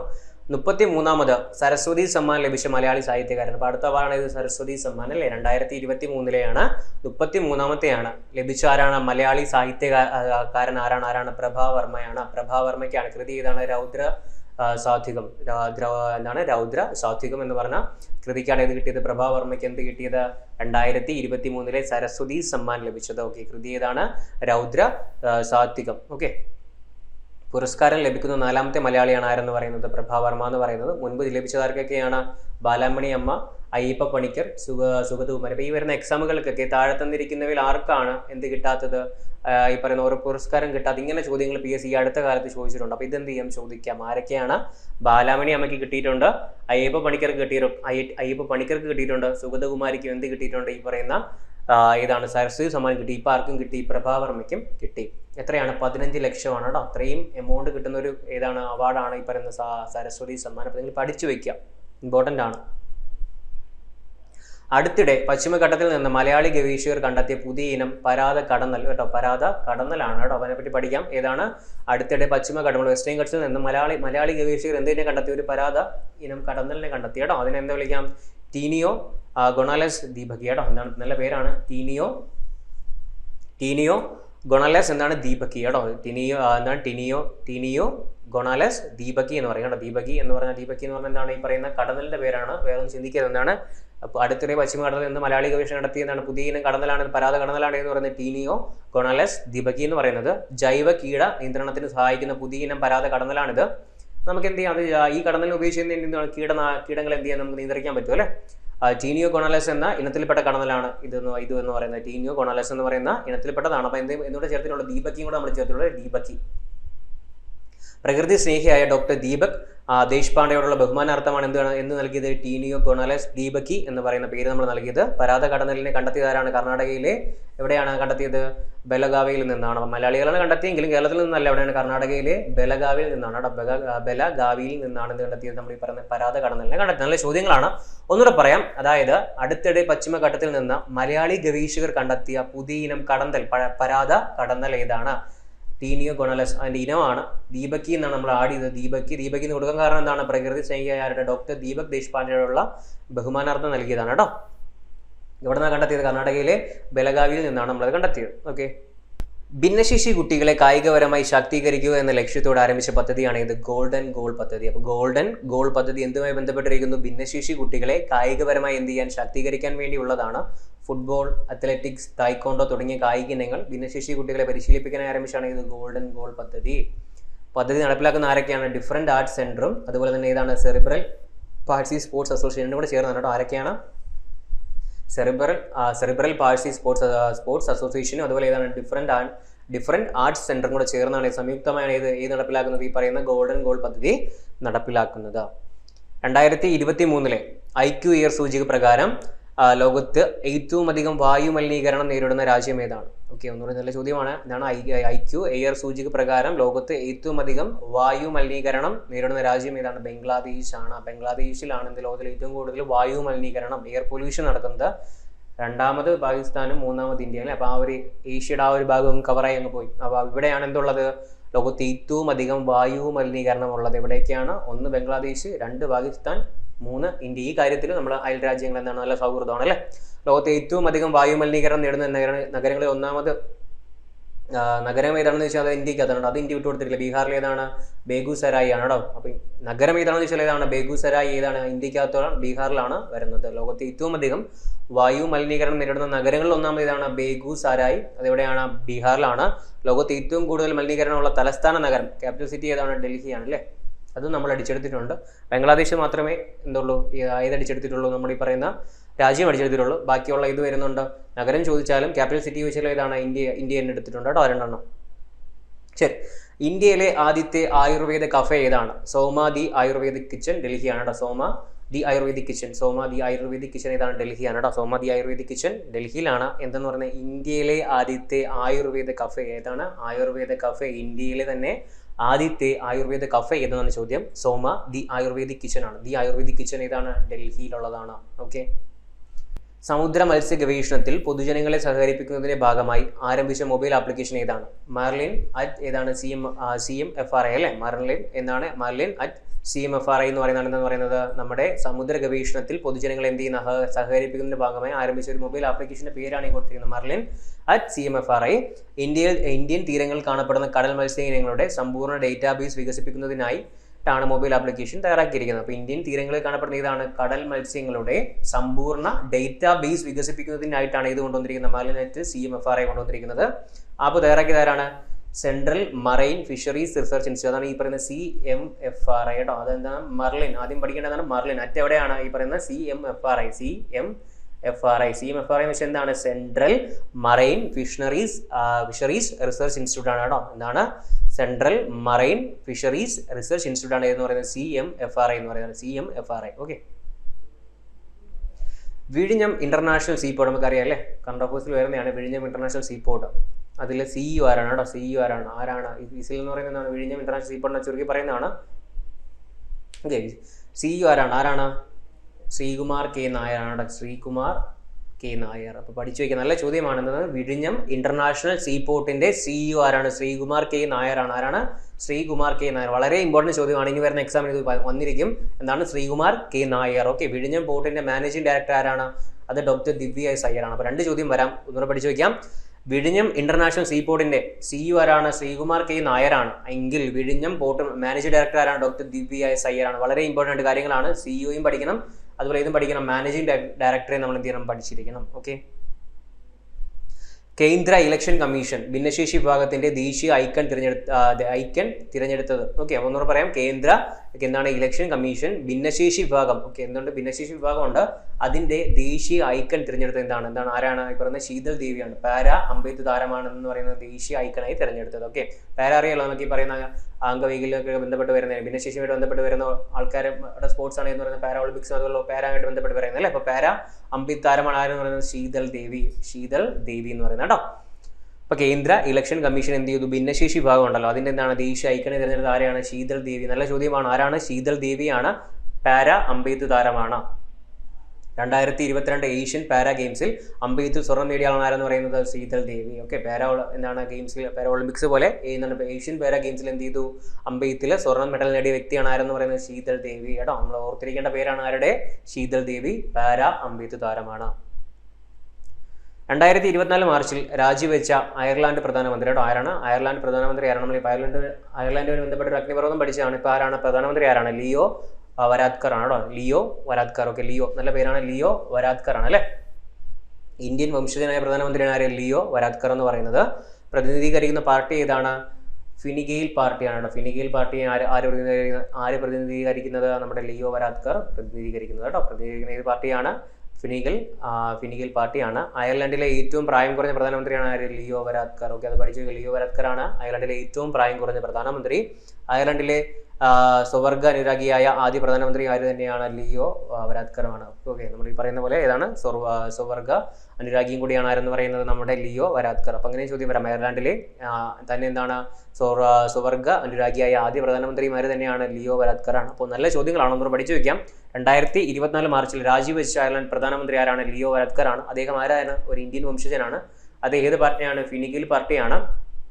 ഏറ്റവും പ്രായം കുറഞ്ഞ വ്യക്തിയും ആദ്യത്തെ എന്താണ്? സ്വവർഗ അനുരാഗിയും അദ്ദേഹം തന്നെയാണ്. പേര് പഠിക്കാറാണ് ലിയോ വരാദ്കർ. ഇനി മനസ്സിലായ പേരുണ്ടായിരിക്കണം. ലിയോ വരാദ്കർ. ഇന്ത്യൻ വംശജനായതുകൊണ്ട് തന്നെ എന്ത് ചോദിക്കാം? പ്രധാനമന്ത്രി ആയതുകൊണ്ട് ഈ ചോദ്യം ചോദിക്കാം. ലില്ലിപ്പ എന്ന കൃതിയുടെ രചയിതാവ് ആരാണ്? ലില്ലിപ്പ എന്ന് വെച്ചാൽ ആരുടെയാണ്? സാറ ജോസഫിന്റെ ആണ്. അതുപോലെ തന്നെ സാറ ജോസഫ് കുട്ടികൾക്ക് വേണ്ടി രചിച്ച കൃതിയാണ് എന്ന് പറയുന്നത് ലില്ലിപ്പ. ഓക്കെ, ഒന്നുകൂടെ ഓർത്തിരിക്കുക, എന്താണ്? സാറ ജോസഫ് കുട്ടികൾക്ക് വേണ്ടി എന്താണ് രചിച്ച കൃതിയാണ് എന്ന് പറയുന്നത് ലില്ലിപ്പ എന്ന് പറയുന്നത് അല്ലേ. ഓക്കെ, ശരി. സാറ ജോസഫിന്റെ ബാക്കി പ്രധാന കൃതികൾ ഏതൊക്കെയാണ് ചോദിക്കാം. ഈ കൃതികൾ എന്നതിന്റെ പേരും ചോദിക്കാം അല്ലേ. ആരുടെയാണ്? അലാഹയുടെ പെൺമക്കൾ, അതുപോലെ ആളോഹരി ആനന്ദം, ബുധിനി, ഒടുവിലത്തെ സൂര്യകാന്തി, പുതുരാമായണം, പാപത്ര. ഇതൊക്കെ ആരുടെയാണ്? സാറ ജോസഫിന്റെയാണ്. സാറ ജോസഫ് നമ്മൾ പഠിച്ചിരിക്കേണ്ട ഒരാളാണ്. അപ്പോൾ എന്താണ് ലില്ലിപ്പ എന്ന് പറയുന്ന ആരുടെയാണ്? സാറ ജോസഫിന്റെയാണ്. കുട്ടികൾക്ക് വേണ്ടി എഴുതിയതാണ്. അതുപോലെ തന്നെ എന്താണ്? അലാഹയുടെ പെൺമക്കളും ആളോഹരി ആനന്ദവും ബുധിനിയും ഒടുവിലത്തെ സൂര്യകാന്തിയും പുതുരാമായണം എല്ലാം പാപത്രയും ആരുടെ തന്നെയാണ്? ഈ പറയുന്ന നമ്മുടെ ആരുടെയാണ്? സാറ ജോസഫിന്റെയാണ്. പഠിച്ചിരിക്കുക കേട്ടോ. ഓസ്ട്രേലിയൻ സൈന്യത്തിൽ ഷാപ്ലെയിൻ ക്യാപ്റ്റൻ ആകുന്ന മലയാളി ആരാണ്? ഷാപ്ലെയിൻ ക്യാപ്റ്റൻ ആകുന്ന മലയാളി ആരെന്ന് വെച്ചാൽ സ്മൃതി എം കൃഷ്ണയാണ്. പഠിക്കേണ്ട കാര്യമാണ് ഷാപ്ലെയിൻ ക്യാപ്റ്റൻ. ഓക്കെ, ഷാപ്ലെയിൻ ക്യാപ്റ്റൻ എന്ന് പറയുന്നത് ആരാണ്? സ്മൃതി എം കൃഷ്ണയാണ്. തിരുവനന്തപുരം സ്വദേശിയാണ് സ്മൃതി എന്ന് പറയുന്നത്. ഈ പദവിയിൽ എത്തുന്ന ആദ്യത്തെ ഇന്ത്യൻ വനിതയാണ്. ഷാപ്ലെയിൻ ക്യാപ്റ്റൻ എന്ന് വെച്ച് കഴിഞ്ഞാൽ സൈന്യത്തിൽ ജാതി മതഭേദമില്ലാതെ എല്ലാവർക്കും എന്താണ് ആധ്യാത്മിക മാനസിക പിന്തുണ നൽകുന്നവരെ അറിയപ്പെടുന്ന പേരാണെന്ന് പറയുന്നത് ഈ പറയുന്നത് ഷാപ്ലെയിൻ ക്യാപ്റ്റൻ എന്ന് പറയുന്നത് കേട്ടോ. അതായത് എന്താണ്? സൈന്യത്തിൽ ജാതിയും മതഭേദവും ഇല്ലാതെ എന്താണ് എല്ലാവർക്കും ആധ്യാത്മിക മാനസിക പിന്തുണ നൽകുന്ന ആൾക്കാർ എന്തെന്ന് അറിയപ്പെടുന്നത്? ഷാപ്ലെയിൻ ക്യാപ്റ്റൻ എന്നറിയപ്പെടുന്നത്. ഷാപ്ലെയിൻ ക്യാപ്റ്റൻ ആകുന്ന വ്യക്തിയാണ് ആരെന്ന് പറയുന്നത് നമ്മുടെ സ്മൃതി എം കൃഷ്ണ, തിരുവനന്തപുരം സ്വദേശിയാണ്. ഓക്കെ, നല്ല ചോദ്യമാണ്. ഓസ്ട്രേലിയൻ സൈന്യത്തിലാണ്. ഓസ്ട്രേലിയൻ സൈന്യത്തിൽ ചാപ്ലെയിൻ ക്യാപ്റ്റൻ ആകുന്ന മലയാളിയാണ് സ്മൃതി എം കൃഷ്ണ, തിരുവനന്തപുരം സ്വദേശിയാണ്. ആദ്യത്തെ ഇന്ത്യൻ വനിതയാണ് ഈ പദവിയിൽ എത്തുന്ന ആദ്യത്തെ ഇന്ത്യൻ വനിതയാണ്. ഓക്കെ, നമുക്കറിയാം, അത് പറഞ്ഞതാണ്. ഓക്കെ, ശരി. അടുത്ത ചോദ്യം എന്ന് പറയുന്നത് ഇത് വളരെ ഇമ്പോർട്ടൻ്റ് ആണ്, ചോദിക്കാറുണ്ട് PSC, എടുത്തെടുത്ത് ചോദിക്കാറുണ്ട്. അപ്പോൾ 2023 ചോദിച്ചിട്ടുണ്ട്. അപ്പോൾ ലോക സന്തോഷ സൂചിക 2024 ഒന്നാം സ്ഥാനം ആർക്കാണ്? ഫിൻലാൻഡ്. 2023 ഫിൻലാൻഡ് തന്നെയാണ്. രണ്ടാം സ്ഥാനം ആർക്കാണ്? ഡെൻമാർക്കാണ്. മൂന്നാം സ്ഥാനം ആർക്കാണ്? ഐസ്ലാൻഡ് ആണ് അല്ലേ. മൊത്തം ഏത് കൊണ്ടുപോയി? യൂറോപ്യൻ കൺട്രി, ആർട്ടിക് റീജിയൻ കൊണ്ടുപോയി അല്ലേ. ഒന്നാം സ്ഥാനം ഏതാണ്? ഫിൻലാൻഡ് ആണ്. രണ്ടാം സ്ഥാനം ഡെൻമാർക്കാണ്. മൂന്നാം സ്ഥാനം ഏതാണ്? ഐസ്ലാൻഡ് ആണ്. ഈ പറയുന്ന പോപ്പുലേഷൻ കുറയുന്നതനുസരിച്ചിട്ട് നമുക്ക് എന്ത് ചെയ്യാൻ പറ്റും? ഡെവലപ്മെന്റ് കൊണ്ടുവരാൻ പറ്റുകയും പിന്നെ അതുപോലെ തന്നെ എന്താണ് അവരുടെയൊക്കെ ഈ പറയുന്ന ആർട്ടിക് റീജിയൻ ആയതുകൊണ്ട് പോപ്പുലേഷനും കുറവാണ്, അത്യാവശ്യം ഡെവലപ്മെൻ്റ് ഉള്ള രാജ്യമാണ്. ഇതൊക്കെയെന്ന് പറയുന്നത് ഫിൻലാൻഡും ഡെൻമാർക്കും ഐസ്ലാൻഡ് എന്നൊക്കെ പറയുന്നത് അല്ലേ. പക്ഷേ എവിടെ കൊണ്ട് വരുമ്പോൾ നമ്മൾ ഈ പറയുന്ന ഈ പറയുന്ന എന്താണ് സൗത്ത് ഏഷ്യൻ രാജ്യങ്ങൾ അല്ലെങ്കിൽ എന്താണ് ഈസ്റ്റേൺ കൺട്രീസ് വരുന്ന സമയത്ത് നമ്മൾ കുറച്ച് ബംഗ്ലാദേശും ഇന്ത്യയും പാകിസ്ഥാനൊക്കെ സ്റ്റിൽ ഡെവലപ്പിംഗ് ആയിട്ട് വരുന്നേ ഉള്ളൂ, ശ്രീലങ്കയൊക്കെ അല്ലേ. അപ്പോൾ നമുക്ക് ഈ പറയുന്ന സന്തോഷ സൂചികൾ നമ്മൾ വളരെ താഴെയായിരിക്കും. ഇന്ത്യ എത്രയാണ്? 126 കേട്ടോ. എത്രയാണ്? 126. ഏറ്റവും സന്തോഷം കുറഞ്ഞ രാജ്യം ഏതാണ്? അഫ്ഗാനിസ്ഥാനാണ് കേട്ടോ. അഫ്ഗാനിസ്ഥാൻ നമുക്കറിയാമല്ലോ, ഇവിടെ നടക്കുന്ന പ്രശ്നങ്ങളൊക്കെ അറിയാമല്ലോ. റിപ്പോർട്ട് പുറത്തുവിടുന്ന ആരാണ്? യുണൈറ്റഡ് നേഷൻസ് ആണ് കേട്ടോ. UN ആണ് എന്ത് ചെയ്യുന്നത്? ഈ റിപ്പോർട്ട് പുറത്തുവിടുന്നത്. അപ്പോൾ ഒന്ന് പഠിച്ചു വയ്ക്കുക. ഏതാണ്? ഏറ്റവും ഒന്നാം സ്ഥാനം ഫിൻലാൻഡ്, രണ്ടാം സ്ഥാനം ഡെൻമാർക്ക്, മൂന്നാം സ്ഥാനം ഐസ്ലാൻഡ് ആണ്. ഇന്ത്യ 126. ഏറ്റവും സന്തോഷം കുറഞ്ഞ ഏതാണ്? അഫ്ഗാനിസ്ഥാനാണ്. റിപ്പോർട്ട് പുറത്തുവിടുന്ന ആരാണ്? UNO ആണ്, അല്ലെങ്കിൽ UN ആണ് കേട്ടോ. കേരളത്തിലെ ആഴക്കടലിൽ നിന്ന് കണ്ടെത്തിയ പുതിയ ജീവി, നേരത്തെ ഒരു കടലിൻ്റെ പേര് പഠിച്ചതുപോലെ എന്ത് ചെയ്തു? കേരളത്തിലെ ആഴക്കടലിൽ നിന്നും കണ്ടെത്തിയ പുതിയ ജീവിഗണമാണ് എന്ന് പറയുന്നത് ബ്രൂസ്തോവ ഇസ്രോ. ഇസ്രോ എന്ന് വെച്ചാൽ ISRO, ഇസ്രോ കേട്ടോ. ആ ഇസ്രോയാണ്. ബ്രൂസ്തോവ എന്താണ്? ബ്രൂസ്തോവ ഏതാണ്? ഇസ്രോയാണ്. മത്സ്യങ്ങളെ ആശ്രയിച്ച് ജീവിക്കുന്ന ക്രസ്റ്റനേഷ്യൻ ഗണത്തിൽപ്പെട്ട ജീവിയാണിത്. എന്താണ്? ഇന്ത്യൻ ബഹിരാകാശ ഗവേഷണ സ്ഥാപനമായ ISRO അല്ല, ഹിന്ദിയിൽ നമ്മൾ ഇസ്രോ എന്നാണ് എഴുതുന്ന എന്താണ് ആദര സൂചകമായിട്ടാണ് തോന്നുന്നത് ഇസ്രോ എന്ന പേര് നൽകിയിരിക്കുന്നത് കേട്ടോ. ബ്രൂസ്തോവ ഇസ്രോ. അപ്പോൾ ചോദിക്കാം എന്താണ് ISROയോടുള്ള ആദര സൂചകമായിട്ട് ഏത് ജീവിഗണത്തിനാണ് നമ്മൾ എന്ത് പേര് കൊടുത്തത്? അല്ലെങ്കിൽ എന്ത് പേരാണ് കൊടുത്തത്? എന്താണ്? ബ്രൂസ്തോവ ഇസ്രോ എന്നാണ് കേട്ടോ. ബ്രൂസ്തോവ ഇസ്രോ. ഓക്കെ, അത് ഏത് ഗണത്തിൽപ്പെട്ടതാണ്? ക്രസ്റ്റനേഷ്യൻ ഗണത്തിൽപ്പെട്ട ജീവിയാണ്. ഒന്ന് ഓർത്തിരിക്കാം. ഏഷ്യയിലെ ഏറ്റവും വലിയ തുലിപ്പ് നമുക്കറിയില്ലേ, പൂവാണ് തുലിപ്പ് എന്ന് പറയുന്നത്. തുലിപ്പ് പൂന്തോട്ടം എവിടെയാണ്? ശ്രീനഗർ, ജമ്മു കാശ്മീരുടെ ഏഷ്യയിലാണ്. ഏഷ്യയിലെ ഏറ്റവും വലിയ എന്താണ് തുലിപ്പ് പൂന്തോട്ടം എവിടെയാണ്? തുലിപ്പ് പൂന്തോട്ടം എവിടെ വരുന്നതാണ്? നമ്മുടെ ശ്രീനഗർ, ജമ്മു കാശ്മീരിലാണ് ഏഷ്യയിലെ ഏറ്റവും വലിയ തുലിപ്പ് പൂന്തോട്ടം വരുന്നത്. ഇന്ദിരാഗാന്ധി മെമ്മോറിയൽ തുലിപ്പ് തോട്ടം എന്നാണ് അറിയപ്പെടുന്നത്. പേരും ചോദിക്കാം, ഇന്ദിരാഗാന്ധി മെമ്മോറിയൽ തുലിപ്പ് തോട്ടം. ഓക്കെ, തുലിപ്പ് തോട്ടം എവിടെയാണ്? ഇന്ദിരാഗാന്ധി മെമ്മോറിയൽ തുലിപ്പ് തോട്ടമാണ് എവിടെയാണ്? ജമ്മു കാശ്മീർ, ശ്രീനഗറിലാണ്. ദാൽ തടാകത്തിന് സമീപമാണ് ഈ പൂന്തോട്ടം എന്ന് പറയുന്നത്. അപ്പോൾ നിങ്ങൾക്ക് പോകാൻ പറ്റുന്നുണ്ടെങ്കിൽ പോയി കാണുക. എന്നാണ് ഏഷ്യയിലെ തന്നെ ഏറ്റവും വലിയ തുലിപ്പ് പൂന്തോട്ടമാണ് ഇവിടെ എന്ന് പറയുന്നത് നമ്മുടെ ഇന്ത്യയിലെ ദാൽ തടാകത്തിന് സമീപത്തുള്ള ശ്രീനഗർ അല്ലെങ്കിൽ ജമ്മു കാശ്മീരിലുള്ളത് കേട്ടോ. അന്താരാഷ്ട്ര വനദിനം അടുപ്പിച്ച് പഠിക്കേണ്ട ഡേറ്റിലാണ് വനദിനം. വനം എന്നാണ്? മാർച്ച് 21 കേട്ടോ. എന്നാണ്? മാർച്ച് 21 എന്ന് പറയുന്നത് വനദിനം ചോദിക്കാറുണ്ട്. ഏതാണ്? വനദിനം. ഓക്കെ, അന്താരാഷ്ട്രമാണ്, ദേശീയമല്ല. അന്താരാഷ്ട്ര വനദിനം മാർച്ച് 21. 2024 പ്രമേയം ഏതാണ്? ഫോറസ്റ്റ് ആൻഡ് ഇന്നോവേഷൻ ആണ് കേട്ടോ. ഫോറസ്റ്റ് ആൻഡ് ഇന്നോവേഷൻ ആണ്. ന്യൂ സൊല്യൂഷൻ, അതുപോലെ എന്തുകൊണ്ട്? New solution for A better world എന്നാണ് ഫോറസ്റ്റ് ആൻഡ് ഇന്നോവേഷൻ. ആദ്യം പഠിക്കേണ്ട ഫോറസ്റ്റ് ആൻഡ് ഇന്നോവേഷൻ. അതുപോലെ എന്തുകൊണ്ടാണ് ഇവിടെ new solution for A better world? New solution for A better world നല്ലൊരു എന്താണ് പുതിയൊരു വേൾഡ് അല്ലെങ്കിൽ എന്താണ് പുതിയ വേൾഡിന് വേണ്ടി എന്തുകൊണ്ട് ഒരു ന്യൂ സൊല്യൂഷനാണ് ആര് പറയുന്നത്? 2024 പ്രമേയം കൊണ്ട് ഉദ്ദേശിക്കുന്നത് എ ഫോറസ്റ്റ് അല്ലെങ്കിൽ forest and innovation new solution for A better world എന്നാണ് എൻ്റെ പ്രമേയം പറയുന്നത്. ദിനാചരണത്തിന് നേതൃത്വം നൽകുന്ന ആരാണ്? ഐക്യരാഷ്ട്ര സംഘടനയാണ് കേട്ടോ. UNA ആണ് ഇതിന് എന്താണ് നേതൃത്വം നൽകുന്നത് എന്നാണ് മാർച്ച് 21-നാണ്. ഓക്കെ, ഇന്ത്യൻ പ്രീമിയർ ലീഗിന്റെ 17ാമത്തെ എഡിഷൻ ആരംഭിച്ചതാണ്. IPL തുടങ്ങിയല്ലേ, 17ാമത്തെ IPL ആണ് ഇപ്പോൾ നടക്കുന്നത്. മാർച്ച് 22-നാണ് ആരംഭിച്ചത്. ഉദ്ഘാടന മത്സരം നടക്കുന്ന എവിടെയാണ്? ഏറ്റുമുട്ടുന്നത് ചെന്നൈയും ബാംഗ്ലൂരും തമ്മിലാണ്. മത്സരത്തിന്റെ വേദി എവിടെയാണ്? MA ചിദംബരം സ്റ്റേഡിയം ചെന്നൈയിലാണ്. ചെന്നൈ എന്ത് ചെയ്തു? വിജയിച്ചു അല്ലേ. ചിദംബരം സ്റ്റേഡിയം ചെന്നൈയിലാണ് നടക്കുന്നത്. ചെന്നൈ വിജയിച്ച മത്സരമാണ്. എത്ര ടീമുകളുണ്ട്? 10 ടീമുകളുണ്ട്. കഴിഞ്ഞ വർഷത്തെ വിജയം 2021 വിജയമാരാണ്? ചെന്നൈ സൂപ്പർ കിങ്സ് ആണ്. ഏറ്റവും കൂടുതൽ കിരീടം നേടിയ ടീമുകൾ ഏതൊക്കെയാണ്? ചെന്നൈ സൂപ്പർ കിങ്സും അതുപോലെ ഏതും വരുന്നുണ്ട്? മുംബൈ ഇന്ത്യൻസും 5 വീതം. ഓക്കെ, ഒന്ന് ഓർത്തിരിക്കുക. 17ാമത് എഡിഷനാണ്. 2024 മാർച്ച് 22 തുടങ്ങി. ആദ്യ മത്സരം ബാംഗ്ലൂരും അതുപോലെ തന്നെ ചെന്നൈയുമായിരുന്നു. ചെന്നൈ വിജയിച്ചു. മൊത്തം 10 ടീമുകളുണ്ട്. കഴിഞ്ഞ വർഷത്തെ വിജയമാരാണ്? ചെന്നൈ സൂപ്പർ കിങ്സ് ആണ്. ഓക്കെ, ഏറ്റവും കൂടുതൽ കപ്പ് നേടിയ ടീമുകൾ ഏതൊക്കെയാണ്? ചെന്നൈ സൂപ്പർ കിങ്സും മുംബൈ ഇന്ത്യൻസുമാണ്. പൗരത്വ നിയമ ഭേദഗതി പ്രകാരം ഇന്ത്യൻ പൗരത്വത്തിന് അപേക്ഷിക്കുന്നവരെ സഹായിക്കാനായി ആരംഭിച്ച ഒരു ഹെൽപ്പ് ലൈൻ നമ്പർ ഉണ്ട്. ഏതാണ്? 1032 1032 ചോദിക്കാം. അതായത് പൗരത്വ നിയമ ഭേദഗതി ഇപ്പോൾ എന്താണ് അത്യാവശ്യം ചർച്ചാ വിഷയമായ ഒരു സംഭവമാണ്. ഭേദഗതി പ്രകാരം ഇന്ത്യയിൽ പൗരത്വത്തിന് അപേക്ഷിക്കുന്നവരെ സഹായിക്കാനായി ആരംഭിച്ച ഹെൽപ്പ് ലൈൻ നമ്പറാണ് ഇതെന്ന് പറയുന്നത് 1032 എന്ന് പറയുന്നത്. ഹെൽപ്പ് ലൈൻ നമ്പർ പുറത്തിറക്കിയ ആരാണ്? കേന്ദ്ര ആഭ്യന്തര മന്ത്രാലയമാണ്. പൗരത്വ ഭേദഗതി നിയമപ്രകാരം ഇന്ത്യൻ പൗരത്വത്തിന് വേണ്ടിയുള്ള അപേക്ഷാ നടപടിക്രമങ്ങൾ സുഗമമാക്കാൻ വേണ്ടി കേന്ദ്ര ആഭ്യന്തര മന്ത്രാലയം പുറത്തിറക്കിയ മൊബൈൽ ആപ്ലിക്കേഷന്റെ പേര് എന്താണ്? CAA. നമുക്കറിയാം CAA എന്താണ്? 2019 ഇത് പാസ്സായതെങ്കിലും ഇതുവരെ നിലവിൽ വന്നിട്ടില്ല. ഇപ്പോഴാണ് നിലവിൽ വരുന്നത് അല്ലേ. ഈ കഴിഞ്ഞ 2 ആഴ്ചയൊക്കെ ആയിട്ടുള്ളൂ ഇത് പ്രാബല്യത്തിൽ കൊണ്ടുവന്നിട്ട്. അതായത് ഒന്നുകൂടെ പഠിച്ചു വയ്ക്കുക. എന്താണ് ആപ്ലിക്കേഷൻ്റെ പേര് വെച്ചാൽ ഏതാണ്? CAA 2019 എന്നാണ്. ഇത് ആരാണ് പുറത്തിറക്കിയത്? കേന്ദ്ര ആഭ്യന്തര മന്ത്രാലയമാണ് ഇത് പുറത്തിറക്കിയത്. ഹെൽപ്പ് ലൈൻ നമ്പർ പുറത്തിറക്കിയത് എത്രയാണ്?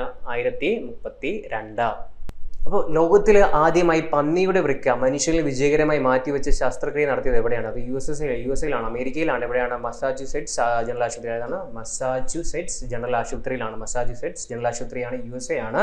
ശസ്ത്രക്രിയയ്ക്ക് വിധേയമായ വ്യക്തി ആരാണ്? റിച്ചാർഡ് സ്ലൈമൻ ആണ്. പഠിച്ചു വെച്ച ആരാണ്? റിച്ചാർഡ് സ്ലൈമൻ ആണ്. പന്നിയിൽ ജനിതക മാറ്റം വരുത്തിയ കമ്പനി ആരാണ്?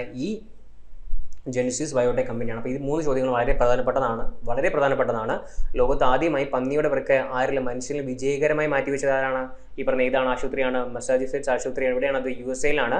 ശസ്ത്രക്രിയയ്ക്ക് വിധേയമായ വ്യക്തി ആരാണ്? റിച്ചാർഡ് സ്ലൈമൻ ആണ്. പന്നിയിൽ ജനിതക മാറ്റം വരുത്തിയ കമ്പനി ഏതാണ്? ജെനിസിസ് ബയോടെക് കമ്പനിയാണ്. ഓക്കെ, അപ്പോൾ ലോക ജലദിനം മാർച്ച് 22 എന്തെന്ന് പറയുന്നത് ലോക ജലദിനം അല്ലേ. നമ്മൾ നേരത്തെ എന്ത് പഠിച്ചായിരുന്നു? വനദിനം നോക്കിയായിരുന്നു. 2024 ലോക ജലദിന പ്രമേയം എന്താണ്? വാട്ടർ ഫോർ പീസ് എന്നാണ്. അതുപോലെ തന്നെ 2023 എന്തായിരുന്നു? 24 വാട്ടർ ഫോർ പീസ് എന്നാണെങ്കിൽ 2023 എന്തായിരുന്നു? ഇത് ആക്സിലറേറ്റിംഗ് ചെയ്യുന്നതാണ്. അതാണ് ആക്സിലറേറ്റിംഗ് ചേഞ്ച് എന്നാണ് അതിനെ പറയുന്നത്. 2022 2022 മാർച്ച് 22 2024 പ്രമേയം എന്താണ്? ഈ പറയുന്ന പോലെ വാട്ടർ ഫോർ പീസും. 23 എന്തായിരുന്നു? ആക്സിലറേറ്റിംഗ് ചേഞ്ച് എന്നാണ് കേട്ടോ. അത് ആക്സിലറേറ്റിംഗ് ചേഞ്ച് എന്നാണ്. ഓക്കെ, 2024 ഒളിമ്പിക്സിന്റെ ഉദ്ഘാടന ചടങ്ങിൽ ഇന്ത്യൻ പതാക വഹിക്കുന്ന ആരാണ്? 2024 ആരാണ്? അജന്ത ശരത് കമലാണ്. ടേബിൾ ടെന്നീസ് താരമാണ് ആര്? അജന്ത ശരത് കമൽ. പാരീസ് ഒളിമ്പിക്സിൽ ഇന്ത്യൻ സംഘത്തിന്റെ ഷെഫ് ഡേ മിഷൻ ആയത് ആരാണ്? ഈ പറയുന്ന മാരികോമാണ്. പാരീസ് ഒളിമ്പിക്സിൽ ഇന്ത്യയുടെ എന്താണ് സംഘത്തിന്റെ ഷെഫ് ഡേ മിഷൻ ആയത് ആരാണെന്ന് ചോദിക്കുക. ആരാണ്? ബോക്സിംഗ് താരമായ മാരികോമാണ്. ഒളിമ്പിക്സിൽ ഷെഫ് ഡേ മിഷൻ എന്ന് വെച്ചാൽ എന്താണ്? ഒരു രാജ്യത്തിന്റെ ഒളിമ്പിക് സംഘാംഗങ്ങൾക്ക് വേണ്ട ആവശ്യമായ ഉപദേശങ്ങളും സഹായവും നൽകുകയും സംഘത്തെ നിയന്ത്രിക്കുകയും ചെയ്യുന്ന ആൾ എന്താണ് വിളിക്കുന്നത്? ഷെഫ് ഡേ മിഷൻ എന്ന് വിളിക്കുന്നു. അപ്പോൾ അതാരായിരുന്നു? മേരികോമായിരുന്നു കേട്ടോ. തിരഞ്ഞെടുപ്പ് കമ്മീഷൻ ആരംഭിച്ച പുതിയൊരു ആപ്പ് കൊണ്ടുവന്ന ആപ്പിന്റെ പേര് എന്താണ്? സാക്ഷ്യം ആപ്പ് കേട്ടോ. സാക്ഷ്യം ആപ്പാണ് തിരഞ്ഞെടുപ്പ് കമ്മീഷൻ ആരംഭിച്ച ആപ്പാണ് ഇത്. സാക്ഷ്യം ആപ്പ് തിരഞ്ഞെടുപ്പിൽ ഭിന്നശേഷിക്കാരുടെ പങ്കാളിത്തം ഉറപ്പുവരുത്താൻ വേണ്ടി ആവിഷ്കരിച്ച മൊബൈൽ ആപ്പാണ് ഇത്. സാക്ഷ്യം ആപ്പ് വളരെ ഇമ്പോർട്ടൻ്റ് ആണ്. സാക്ഷ്യം ആപ്പ്. ആപ്പിൽ നിന്ന് ലഭിക്കുന്ന സേവനങ്ങൾ ഏതൊക്കെയാണ്? വോട്ടർ പട്ടികയിൽ പേര് രജിസ്റ്റർ ചെയ്യാം, തിരുത്തലുകൾ വരുത്താം, പോളിംഗ് സ്റ്റേഷൻ കണ്ടെത്താം, സ്ഥാനാർത്ഥി വിവരങ്ങൾ അറിയാൻ പറ്റും, വോട്ട് രേഖപ്പെടുത്തൽ എന്നിവയ്ക്ക് സഹായം. വോട്ട് രേഖപ്പെടുത്താൻ എന്താണ് വേണ്ട സഹായങ്ങളൊക്കെ ആര് കിട്ടും? നമുക്ക് എവിടെ നിന്ന് കിട്ടും? സാക്ഷ്യം ആപ്പ്. ഇവിടെ ഇലക്ഷൻ കമ്മീഷൻ കൊണ്ടുവന്ന ആപ്പാണ് ഇത് സാക്ഷ്യം ആപ്പ്. അത് വളരെ ഇമ്പോർട്ടൻ്റ് ആണ്. സ്വതന്ത്ര ഇന്ത്യയിൽ മുഖ്യമന്ത്രി പദവിയിൽ ഇരിക്കെ അറസ്റ്റിലായ ആദ്യ വ്യക്തി വളരെ ഇമ്പോർട്ടൻ്റ് ആരാണ്? അരവിന്ദ് കെജ്രിവാൾ അല്ലേ. ഡൽഹി മുഖ്യമന്ത്രിയാണ്. ഇന്ത്യക്ക് സ്വാതന്ത്ര്യം കിട്ടിയതിനു ശേഷം സ്വതന്ത്ര ഇന്ത്യയിൽ മുഖ്യമന്ത്രി പദവിയിൽ ഇരിക്കെ അറസ്റ്റിലായ ആദ്യ വ്യക്തിയാണ് ആര്? അരവിന്ദ് കെജ്രിവാൾ.